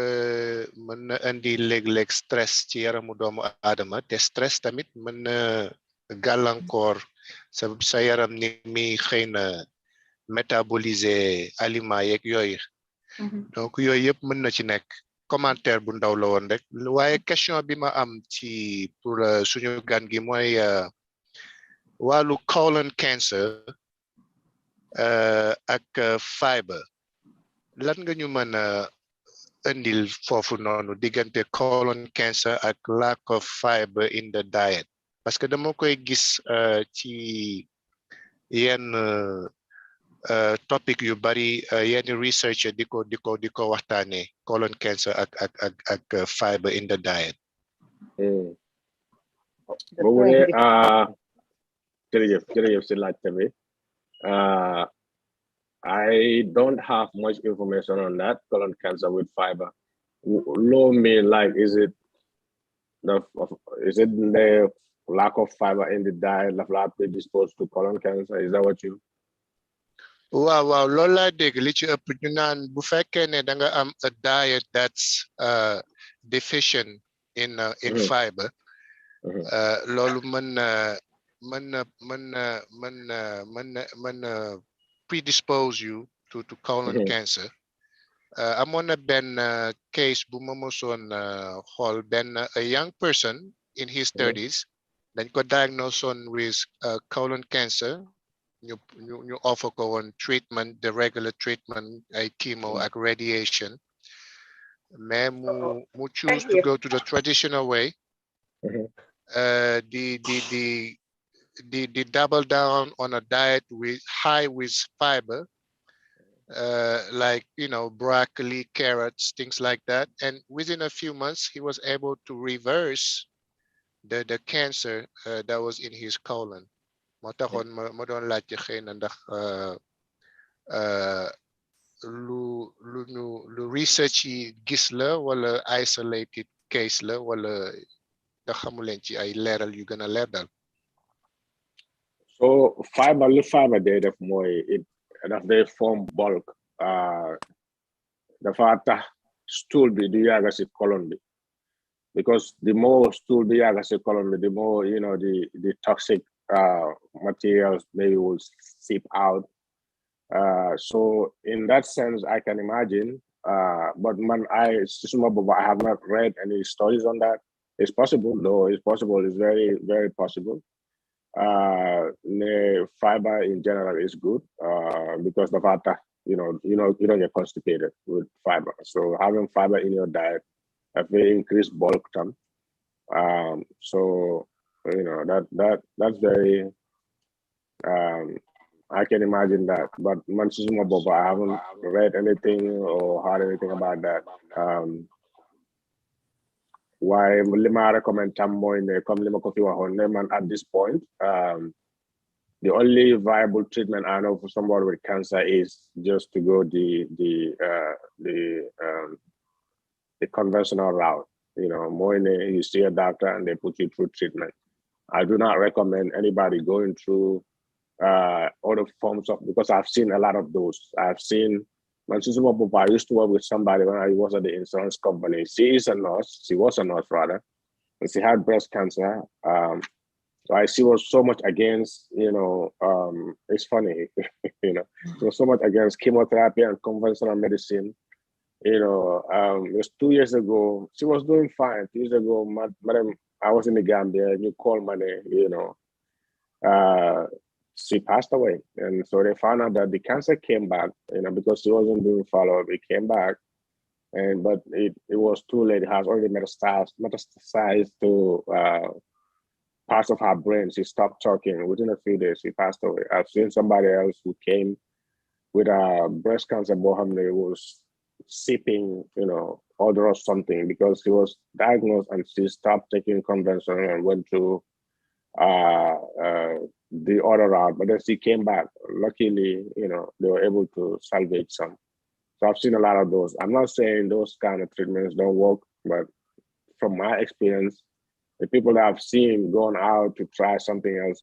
always come back for conventional, and a lot of times it's late, you know. So more that's my recommendation, and I'll probably look into the fiber thing, and maybe next time I can shed more light on that. But for now, I don't know much about that. I'm sorry. jërëjëf façon ni nga ko waxee El Hadj Daouda xam naa understand na waaye comme niñ leen ko waxee rek fii ëttu taalibe la dañuy laante biir rek docteur Youm bu fekkee mun nga jàmp yin dinañu dimbale si li nga xamante El Hadj wax na ko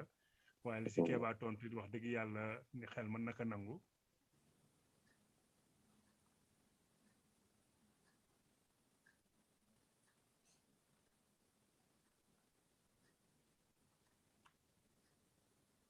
su fekkee ne docteur dafa waaw xëy na dafa jàppandu mën nañoo dugal Mado wala Pape Kébé en attendant bu fekkee mën na see jàmp. Thank you. waaw soxna Khady man de dama bëggoon dolli rek li nga xamante ne sànq soxna Seynabou indi na ko ci li nga xamante ne liggéey guddi la ak di jël poids en général am na parce que man am na benn waay bu ma xamoon da doon liggéey guddi comme li ko daloon moo ko dal mais ba mu demee seeti docteur dañ ne ko boo yàgg liggéey guddi sa métabolisme dafay changer léegi dafay slow boo lekkee lu tuuti sax da ngay jël poids lenn daal ci xam-xam bu gàtt daal lu mu koy xelal bu fekkee ne moom mën na dem seeti docteur am mu test métabolisme ba tamit bu ko jot may aussi muy exercice lu bëri loolu la li nga xamante ne dafa tombé mu wax ko ma gis ci benn cas donc kooku moom noonu la def dafa test métabolisme ñu ne ko métabolisme dafa slow down donc loolu mooy indi jël poids bi mais moom après ci exercice la ko la faje soxla. Asalaamaaleykum. Waaleykum salaam jërëjëf Pape soxna Mado. Madeleine Ndiaye soxna Khady. jërëjëf soxna Khady xanaa doon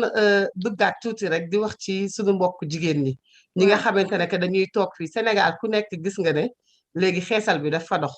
façon xeesal bu ne te lu ne lañ ciy def produit yoo xam ne fu ne lay jóge donc xam naa jigéen ñi tamit war nañu Oustaz Kebba war na wax ak ñun tuuti ci diw bi ñu def très attention diggante saabu yeeg diwu ñetti fan weextaal di mel ni japonaise yooyu tam war nañ ci bàyyi xel de dëgg la kay skin cancer tamit dafa sonal nit ñi dëgg la dëgg la de loolu dëgg la moom skin cancer tam am na de waaw so yooyu noonu because yëpp chemical la loo xam ne dafa alta because cancer li dee cause cancer mooy xam nga cell bi daf dee naka lañ ko dee waxee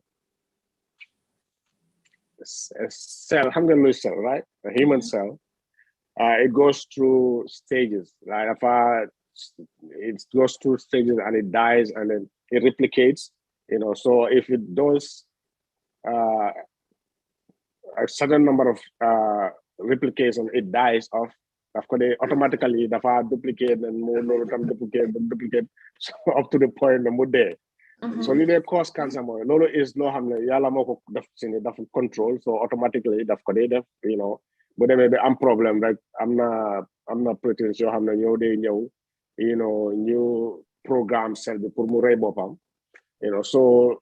lolo mu happen in yaram bi right now, you know. So automaticity bobu nono they cause cancer more dafa am lu dey xew more they interrupt lolo nono. Su ko defé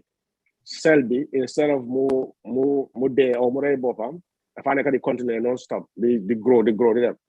So that mechanism is lost, and now the cell is growing out of control. And so lola carcinogens products in the cause cancer, and they affect DNA in such a way that the cell is not going to function or it's not going to multiply the way it's supposed to. And so it's like anarchy. You know, I'm government, you know, I'm soldier, everything is working fine. And all of a sudden, you know,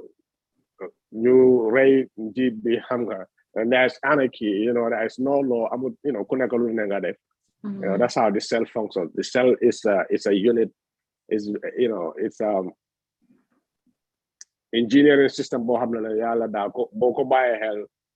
lu kéemaane la, so noonu la ko yàlla bindee. So if it loses that function, it grows out of order, and then it ends up developing cancer. So introducing chemicals yoo xam ne is going to affect that water, you are likely to cause that interruption boo xam ne it's going to lead to cancer. And cancer moom, its characteristics more of their spread. So lolu lu jara bay xel la. So yeah, li nga wax noonu dëgg la, xeesal ak yu mel ni yooyu baaxul de. Waa Sëñ Kebba, man li ma bëggoon laajte mooy xam nga par exemple ñun dañuy wax ni xobu karasol soo koy naan doo am cancer parce que danga koy dégg lu bari comme yow nag xëy na xam nga ci tuuti léegi yow lan nga ñuy dimbali si loolu, parce que tam am na ñu bari ñu nga xam dañuy feebar mais duñ nangu dem hôpital, comme par exemple li nga wax ni chimo bi duñ ko nangu def, dañ lay diggal naan la defal xobu karasol bi, defal kenkeliba, defal lii defal laa, xam nga. Mais yow loolu lan nga ñu si baaxee. Jërëjëf. Man li jërëjëf si question bi, man li ma waxoon rek laa wax, loolu bu dee dañ def research, xam nga loolu bu dee dëgg la ñun suñ gaay yi mun nañoo def research seet ba xam, because chemo yi nga gis ni yëpp si garab lañ dee jógee de, léegi la rek nga gis ne dañ ko defin si lab mu nekk chemicals, mu nekk, waaye for the most part like this chemo yu am doole, carboplatin, taxol yooyu si garab lañ dee jógee. So buñ mënee def research boobu noonu ba mën a prove ne loolu dëgg la, yes, waaye ñun suñ problème mooy duñ dee def research, dañoo xam nga, man yàlla ma yàlla musal, waaye su ma amee cancer man damaa dem si lopitaan gis docteur ñu faj ma, waaye ne naanal kenkiliba wala nga naan lii daf laa faj, mën naa nekk di dem docteur di naan kenkiliba, waaye duma expect ne loolu moo ma faj, soo ma mañu dem si docteur, loolu duma ko def. So li ma advice mooy ne unless ñu prove na loolu dëgg la mun na koo faj, unless ñu prove na 100% ne mun na koo faj, nañ dem si docteur moo gën. Waaw, kon dégg ngeen lu ñu wax, dëgg la kii baax na, xam nga ay xobu karasol baax na, mais daal li gën a am solo ba am solo mooy nañuy def prévention, nañuy dem di def check up, di xool lu nekk suñu yaram, parce que loo ragal rek mu gaañ la, te bu fekkee ni xam nga teel nañu koo xam mën nañ koo saafara, mais boo ragalee tamit di sëgg si garabu olof yi parce que xamuloo dose bi, xamuloo loolu tam bat side effect lay am sa yaram, te ñun loolu ñun loolu dañ koy def lu bari, dégg naa lii baax na rek, boo ne lii moo may metti ñun la jëlal lii, mais dafa am feebar yoo xam ne dafa serious, soo ko amee rek demal si docteur, loolu lu am solo. Léegi bu keneen amee question ñu bàyyi la nga laajte sëñ Mamour. fi nga daanelee noonu sax foofu laa bëggoon a ñëw oustaz Kebba, mooy que ne we all know that ñu ngi live ak COVID. I'm sorry.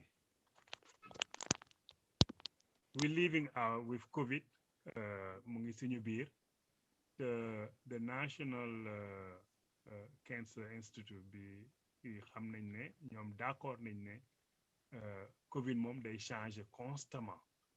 te loolu dafa mel ni day affecté cancer patients yi because they are couche boo xam ne dañu vulnérable. Yow loolu ban expérience dan nga si jànkoonte loo ñu mën a wax si li nga xamante ni COVID with the cancer patients? Wow, jërëjëf sëñ Mamour, loolu cancer patients yu bari li xew mooy because boo amee cancer sa yaram bi dafay nekk di ko xeex, di ko fight, so yaram bi dafa am i soldat yoo xam ne yaram bi anything new boo xam ne su duggee si biir yaram bi dafa focus pour xeex ko génne ko fa, and boo amee cancer nag di am treatment ñi laa jox garab comme chemotherapy. Chemo li moo def mooy chemo dafa mel ni comme bomb, right? Nga am dëkka you know mu am plane yu ñaaw yow rotal bomb foofu noonu dafa explode xamul ne kii soldat la woo kii ennemi la moom dafa explode you know noonu la kii boo mel léegi la nag léegi fi mu nekk nii ñu ngi gën a produce médecine yoo xam ne moo targeted thérapie la loolu dafa target cancer cells yi mu rey leen waaye still ñu ngi use garab yoo xam ne moom dafa because cancer cell daf dey multiply very fast you know so does your white cell mooy yi nga xam ne moo dee protect sa yaram like boo amee feebar white cells yi ñoo dee produce yi nga xam ne ñoo dee rey you know jàngoro jooju noonu so boo jëlee chemotherapy daf dee rey cancer cells yi waaye dafa rey white cells itam dafa rey sa platelet yi mooy yi nga xam ne boo amee dobli li dee nga door di naaj deret di génn li dee tax you know deret boobu stop mooy sa platelet because dañ dee produce loo xam ne moo dee kole mbir mi waaye boo jëlee chemotherapy yooyu yëpp dafa wàññeeku because dafa rey yooyu tam so daf la expose to fi mu nekk nii sa soldat yaram bi bariwul fi mu nekk nii yaa ngi weak boo demee am covid wala nga am leneen mun na laa éliminer you know moo tax ñi nga xam ne dañ am moo tax ñu laa ne ñi nga xam ne they are immune compromised or they are at risk xam nga ñu leen encourage pour you know ñu avoid crowd or ñu jël seen ñaari shot si boosters yi because ñoom fi mu nekk nii yaram bi amul doole comme you know ni ñeneen ñi amee doole so ñun suñ clinique soo fa ñëwee pour treatment nga nekk cancer patient yow kenn yaay dugg si biir boo andee family member dafa des si biti you know because bëggu ñëw expose suñ gars yi ñu ñëpp a dee masque everything you know ñoom ku nekk sa clinique soo fa ñëwee da ngaa masque you know so di tax ñuy def loolu noonu because léegi la ñu am patient su nga xam ne dañ teesa démba doo tey moo am ku call dafa ñëw bëgg a ñëw si clinique bi dem ba si parking deck bi ñu call ko ne ko sa test bi dafa positive so mu call dina mënumaa ñëw you know te ñooñu bu leen dalee foog ñu yóbbu leen lopitaan dem teg leen foofu noonu bu leen yàlla dimbale you know waaye so they are already at risk and so being exposed to other you know organisms yi nga xam ne dafa gën a tax ñu if you're that weak even something as simple as flu can kill you moo tax mu am solo nag pour xam nga ñu xam loolu waaw jërëjëf loolu de la jërëjëf sëñ Kebba si tontu bi vraiment leeral nga ko donc loolu noonu lu am solo la nga xamante ni that's what I expected anyway jërëjëf si leeral bi nga xam ne leeral nga ko foofu noonu auditeurs yi line bi ubbeeku na donc ku si xoo xam ne nii salaamaaleykum waaleykum asalaam wa rahmatullah waaleykum salaam Mama Cissé na nga def ñu ngi lay ziar di nangu ziar di delloo ziar di nuyu Kebba di ko jaajëfal ñu ngi leen di nuyu yéen ñëpp dañu am mbégte ci wax dëgg yàlla waxtaan bi nga xam ne def na ko fi muy waxtaanu cancer parce que ñun sénégalais ak gambien dañu daal jël feebar bi moom wax na ko sànq ci waxtaanam ngeen feebar bi am na yeneen feebar yu bari yoo xam ne ñooy ëpp lu ñuy reyee ba pare wax na aussi ne feebar bi dañ koy faj donc li ñu war a jàpp rek mooy teel a seet sa bopp ba doo am bu fekkee ne mi ngi fi nga mën ko teel a gis ñu mën ko teel a toppatoo mais dañu jàpp rek am na su ñoo xam ne sax duñu wax sax tur bi dañu naan feebar bu bon bi ñii dañ buñ ko tuddee dañuy laal bant defe ne mbir mi moom di ko waxtaanee wala di ko tudd sax boo moytu mu feeñu la donc moom waxtaan na fi waxtaan bu am solo boo xam ne wane na ne boo ko ragalee ak boo ko ñemee yëpp c'est la même chose da nga war a toppatoo sa bopp ba xam ne feebar la comme yeneen feebar yi day wér dañ koy faj te vraiment yeneen feebar yi ñoo ko gën a mën a yóbbu bakkan donc nañ ci bàyyi xel xam ne dañu war a seetaat suñu bopp seetaat docteur yi ñi nga xam ne ñi fi jaar ñëpp wax nañ ko ne moom da koy indi wala da koy yokk ñu moytu ko bañ a tayal moo xam du ci kër yi la nekk ñu jëm ko changé xadi nga changé sa castelor boobu ak kii ngay dégg baax na jërëjëf.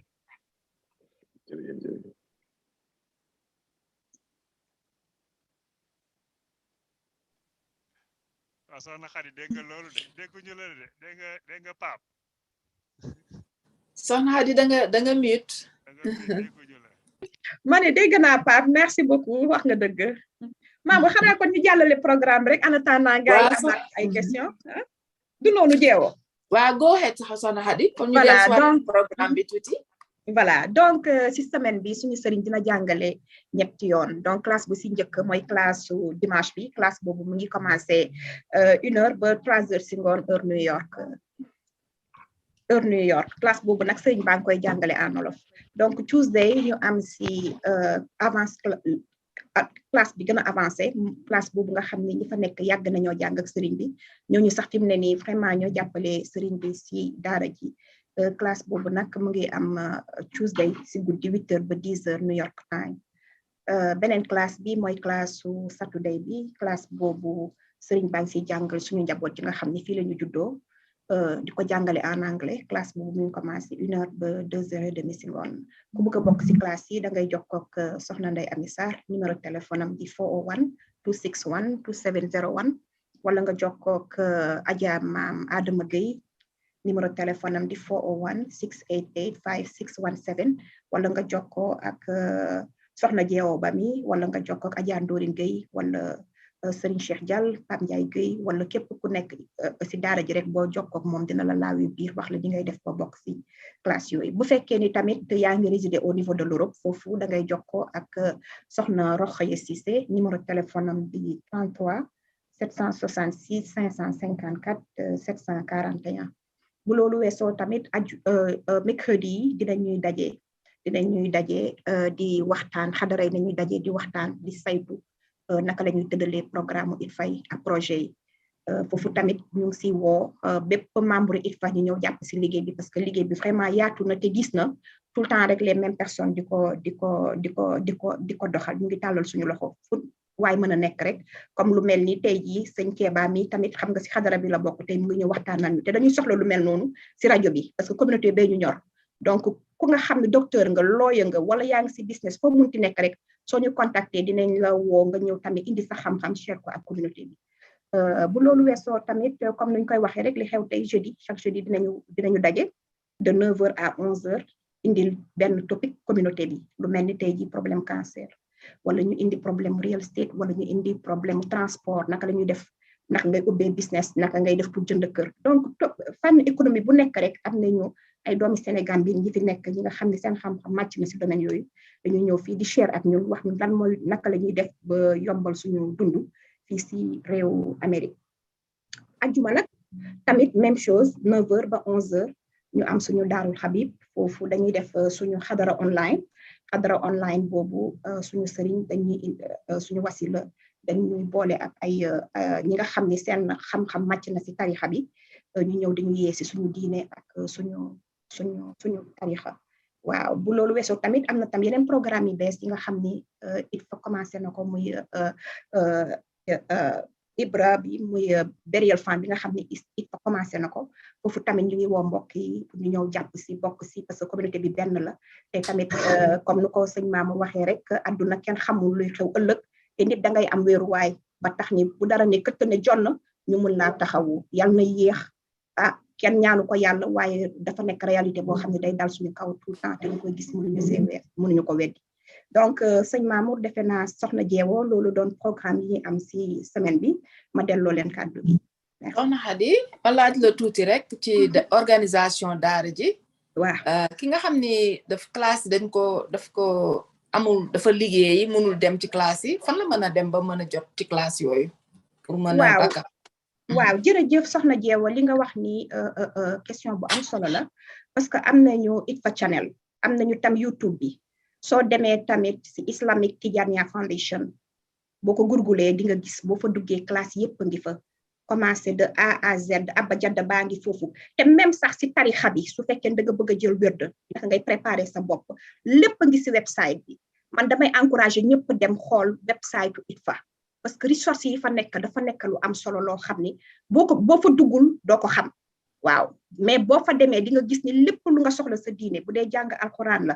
fondation bi lan moo ko tax a jóg li ñuy def bu dee tam sa tarixa da nga jël wérde nga bëgg a defaraat sa yooyu yëpp soo jàngee tam amuloo temps nga bëgg a ñëw nafaraat boo duggee yëpp lépp c'est bien mu ngi si ressource yëpp Itfa am nañ ko ñuy encouragé nag ñëpp ñuy dem si website bi di xool lu nekk si website Itfa bi loolu dina dimbali ñu bëree bëri soxna Jeew merci. jërëjëf soxna Xadi leer na nañu macha allah jërëjëf ñi ngi am defe naa docteur Ibrahima Youm ci docteur bismillah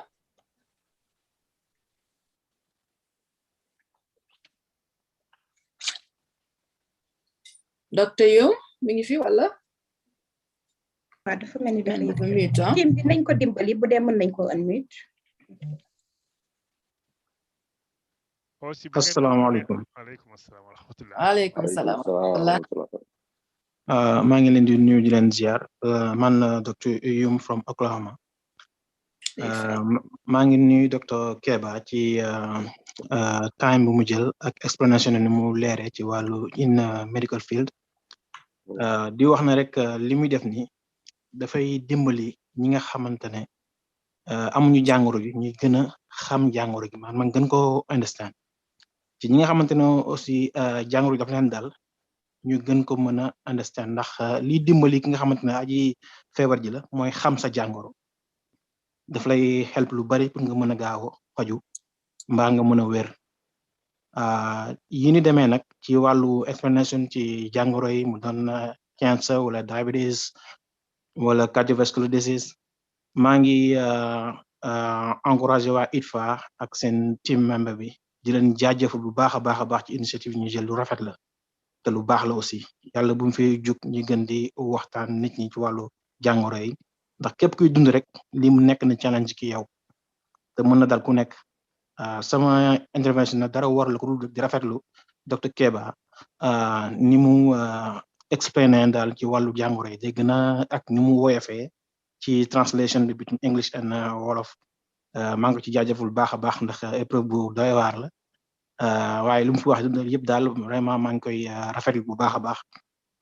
di rek feddali sama jaajëfal ci waa Itfa jërëjëf waay asalaamaaleykum. salaam jërëjëf docteur Youm jërëjëf. jërëjëf docteur Youm am na solo sëñ Mamou ñu delloo la kàddu gi. waaw soxna Jeewo noonu la comme niñ ko ubbee rek xam nga dañ wax ne fii ëttu Itfa moom pour taalibe yi la ëttu taalibe la laante biir dong la te comme ni ko docteur Youm waxee noonu rek la oustaz Kebba wax dëgg yàlla loolu vraiment ñu ngi lay gërëm si woyof bi te si njëlbeen nga ñu xamal ne français bi moom ni waaye nag tey moom dégg nga français parce que dégg naa la ngay làkkaay français macha allah xam naa la duñ def rek lu dul continuer donc soxna Jeewa xam naa rek nga sànni si ay kàddu parce que dafa mel ni waxtu bi mu ngi ñu waaw dafa mel ni kooku du sëñ oustaz Assane. bismillah oustaz Assane.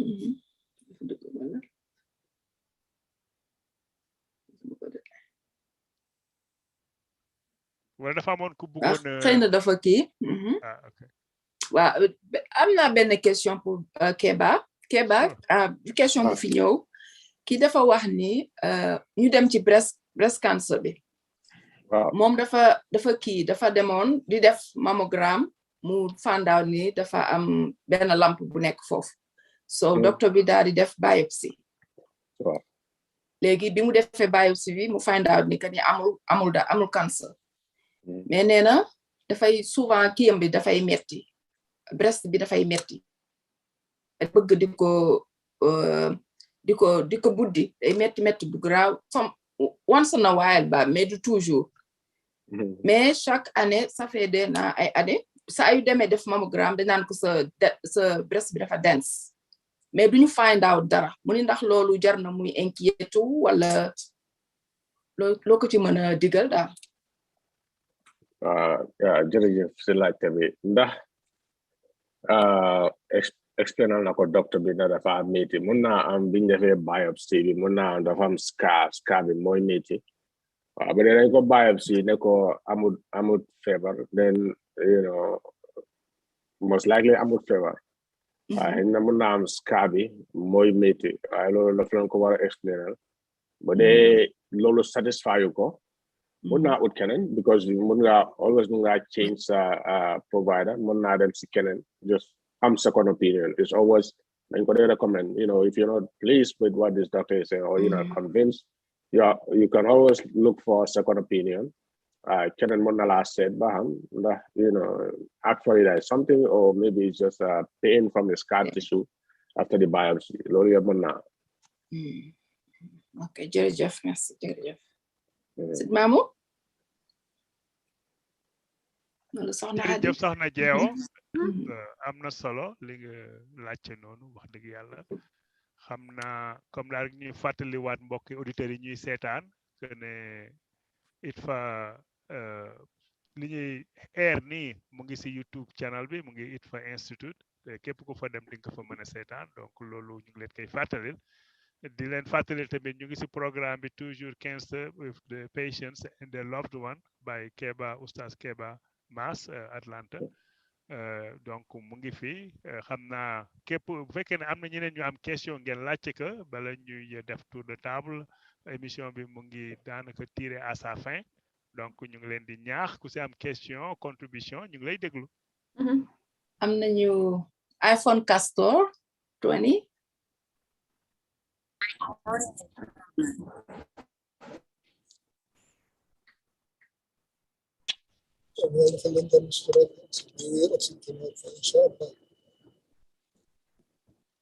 waaleykum asalaam. def naa Oustaz Assane mooy dugg Oustaz Assane dégguñu la bu baax.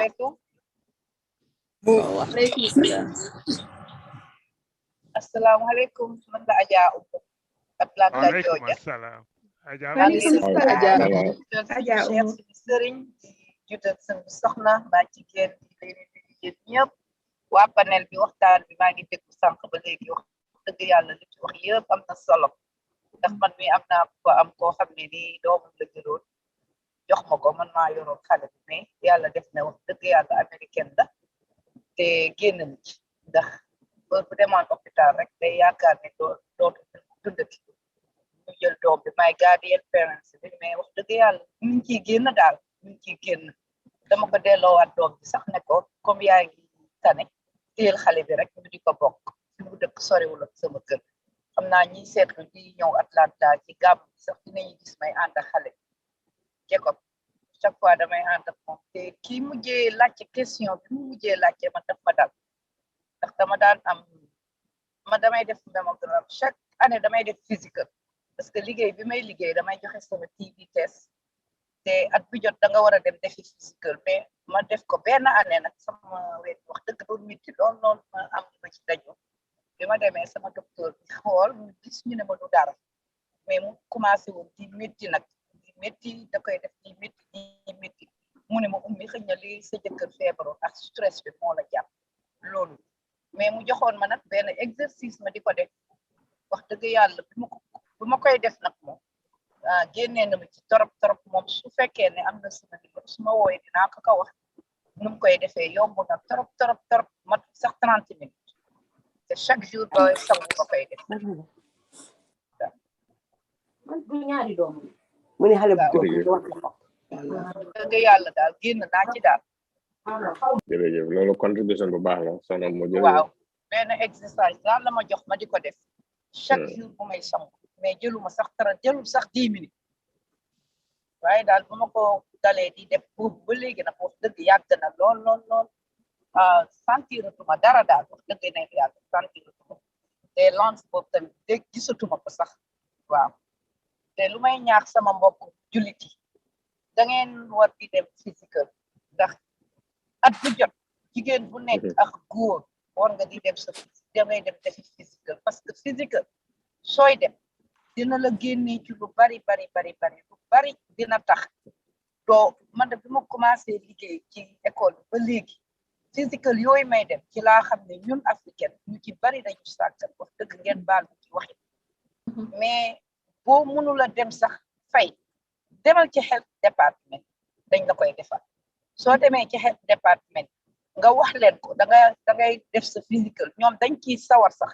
pour defaral la ko am na ay centre yoo xam ne tamit léegi dafa ubbi pour su fekkee ne ay centre cancer xam naa sëñ bi private dina ci xam dara yooyu tamit boo demee ñoom dañ lay dimbale surtout temps bii ñu toll ni xëñ na ak Covid beeg yooyu day tax doo dañuy xat ak yooyu mais seen xet département yi wax dëgg yàlla boo demee boo amul loo fay soo demee ñoom dañ la koy defal boo demee at bu jot jigéen bu nekk war ngaa di def sa mammogramme di def sa mammogramme di def sa pap smear di def yëpp muy góor ak jigéen man laa koy sant waaw te sëñ bi li mu wax yëpp macha allah lépp mooy dëgg te ñun rek ñoo mun a faj suñu bopp ñoo mun a faj suñu bopp kooku di wax ne dafa amoon yaram man maa ngi woon size 16 18 su fekkee ne nit ñi gis ñi ma xamoon gis nañ ma mais tey fii ñu toll nii maa ngi ci size 8 10 waaw 8 10 lay so loolu li ko waral yëpp dee leen woor bii ñu leen di wax dee leen koy def am na 21 jours boo xam ne ni boo koy woor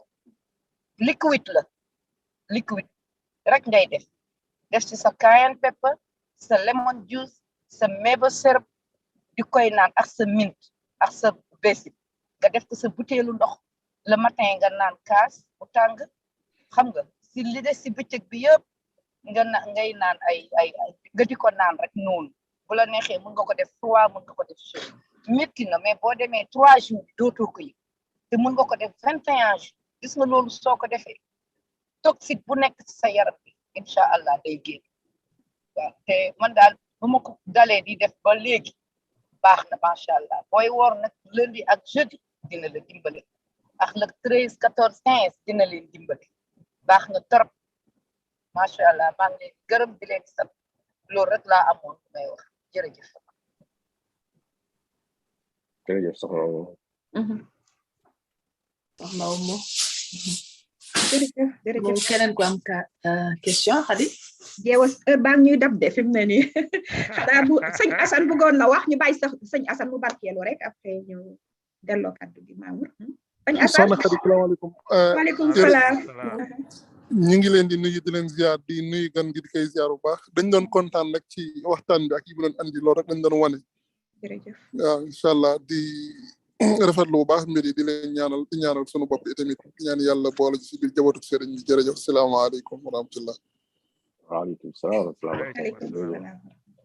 waaw comme sëñ Assane ni mu ko waxee noonu la jërëjëf ngërëmante moom du doy waaye xam naa dañuy jox sëriñ oustaz Kebba mu defal ñu last word Kebba bismillah. jërëjëf sëñ Mamour jërëjëf sa liggéey bi rafet na soxna Hadi ak soxna Jeew jërëjëf waaye ñu doon seetaan yëpp docteur yu moom mooy docteur bi de bu dee jóg naa rek mi non waaye comme que ni ma ko waxee waxtaan bi am na solo trop ñu ngi nuyu sëñ bi waat ak soxna maa jigéen basically li ñu doon fi waxtaan mooy xam nga pour ku nekk lu tudd la nga xam nga ñëw share with the public so mbir mi daa was about cancer luy cancer loolu wax nañ ko fi am na yoo xam ne mën ngaa def on your own pour jéem a mitigate or maybe prevent mooy lifestyle modification nga pare annual visit is very important kii wax na ko fi léegi am na most of the times annual checkup is free you don't pay anything unless nga dem complain lii laa am waaye pour dem def sa annual checkup it's usually it doesn't cost you anything doo amee insurance so loolu lu jar a bàyyi xel la pare xam nga bàyyi xel li ñoo lekk wax nañ fi mbiri plastic so those are all very important things am na websites yoo xam ne bu dee yow sa liggéey bi you deal with hazardous materials mën ngaa dem US Department of Labor you look on their OSHA, that is occupational safety and hazard said the kind of products you work with, are they toxic or are they cancer causing, educate some over, or you can go to the health US Department of Health. You can check under their national toxicology program for the update. So if you want to know about a particular product or a particular chemical, whether this is toxic or is it cancer causing, You can look at those lists. It will tell you. If so, information or so questions about cancer, you can go to the National Cancer Institute. They have a list of information there that you have. It's all out there. It's for free.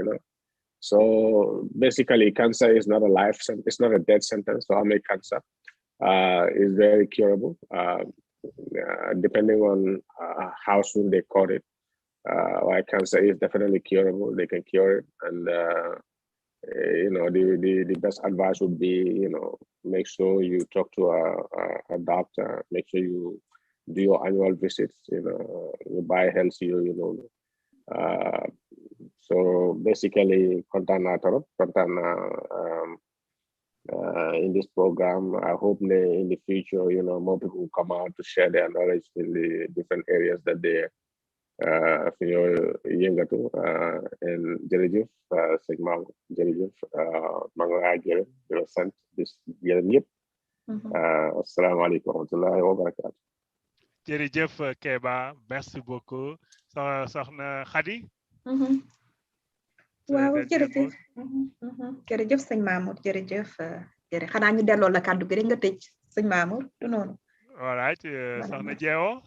waaw jërëjëf sëñ Mamour jërëjëf Khady jërëjëf Kebba Mr Kebba waxtaan bi am na solo trop macha allah xam naa di nga fi dellusiwaat comme ci kër gi nga bokk moom buñ la soxlaa rek nga ñëw wax dëgg yàlla information yi nga fi jàllee macha allah xanaa rek di ci jàpp ni suñu mbokk yi ñu wax leen ni rek dañuy dem di def visite lu am importance la waaw dem leen di visite dëkk bi comme fi ñu nekk fii santé bi moom développé na fi développement boo xam ni wax dëgg yàlla lépp la ñuy gis lépp la ñuy xam et puis dañ lay jox orientation yu baax donc dañ leen kii rek dem takk fit bi rek dem xam nga chaque année ñu dem def visite comme ni nga ko waxee rek c'est free is free ñu dem def visite xool suñu kii yi seet suñu lekk yi aussi xam nga yu bari daal xam nga ni war nañ ko seetaat daal parce que comme Afrique lañu jógee te am nañu background boo xam ni bu ñu ñëwee indi ko fii boole ka ak li fi am rek dinañ tegu ci yoon te et puis Itfa bi ngi fii docteur yaa ngi fii nurse yaa ngi fii ñëpp a ngi fii pour mën ñu dimbali ci suñu dundin fii mu yomb daal xam naa ni daal bu ñu toppee waxtaan wi rek xam naa ni dinañ ci génn daal macha allah xanaa rek di wax ni rek amoon nañu mbégte ak contentement ñëw fii présenter leen émission bi tey di gërëm bu baax ñi ma àndaloon ñëpp di gërëm ñi nekkoon ci ligne bi aussi ak participation yi am solo yi ngeen fi indi nii rek la Itfa moom nii la bu ñu fi indee topic ku ci nekk rek war nga am loo ci mën a wax bu ko defee rek ñu laayante biir ku nekk jàppale sa moroom suñu dund neex suñu dundin yomb ñu ngi gërëm ñëpp di ziar ñëpp xanaa di leen jox dig daje ba suba incha allah. jërëjëf soxna Jeewo vraiment macha allah li nga wax am na solo xam naa nag répétition moom dafa baax ci pédagogie dafa mel ni sax nit ñi bëgguñu dem maa ngi topp di xool numbers yi ba tey dropul sax drop ñëpp ngi toog pour wane importance su show bi tey wax dëgg yàlla Kebba jërëjëf gàcci ngalaama docteur Yum sa participation ak képp ku fi jaar képp ku fi jël kàddu ñoom El Hadj Daouda Diène de passage maa ngi nuyu bu baax di saluer waay Atlanta because lii suñ ko amee gannaaw yàlla ñoom soxna Fatou Bomba la présidente ñoom Malick ñoom suma doom baay Sidi ñoom Fatou Mané ñoom Khady sa turando yéen ñëpp jàpp si liggéey bi donc ñu ngi leen di gërëm ñoon ñëpp di leen sant comme ni leen ko waxee ñu ngi leen di jox dig daje suba incha allah si xadatul juma si ajuma bi waxtu bi daf ñu tànc encore une fois sinon dinañ fi gën a yàgg gën a waxtaan waaye comme ni ko soxna Jeewo waxee xam naa dañuy jëlaat beneen bët ak indi fi Kebba mu gën ñu defal waxtaan mais nii la Itfa lii moo ko tax a jóg sëriñ bi lii la bëgg si njaboot gi ñuy laayante biir comme ni ma leen ko waxee woon si début bi incha allahu rabbi ñu jàpp si liggéey bi woo leen si ñu mercredi réunion yi képp koo xam ne nag bëgg nga tasaare kiwu tey bi nii dinañ ko def si Itfa Institute channel bi si YouTube bu mën nañ ko seetaan ngeen seetaan ko foofu noonu baaxee si ñeneen ñi kon nag ñu ngi leen di jox dig daje ba ëllëg incha allah ajuma suñu xadaratul juma jërë ngeen jëf merci beaucoup.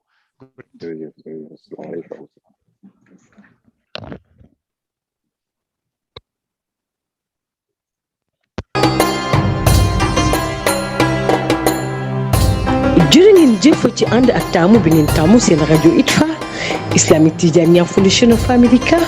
rajo Itfa doon rajo bi nga xam ne dafay fasciné ànd ak yéen ci lépp li nga xam ne rek moom moo soxal diine bi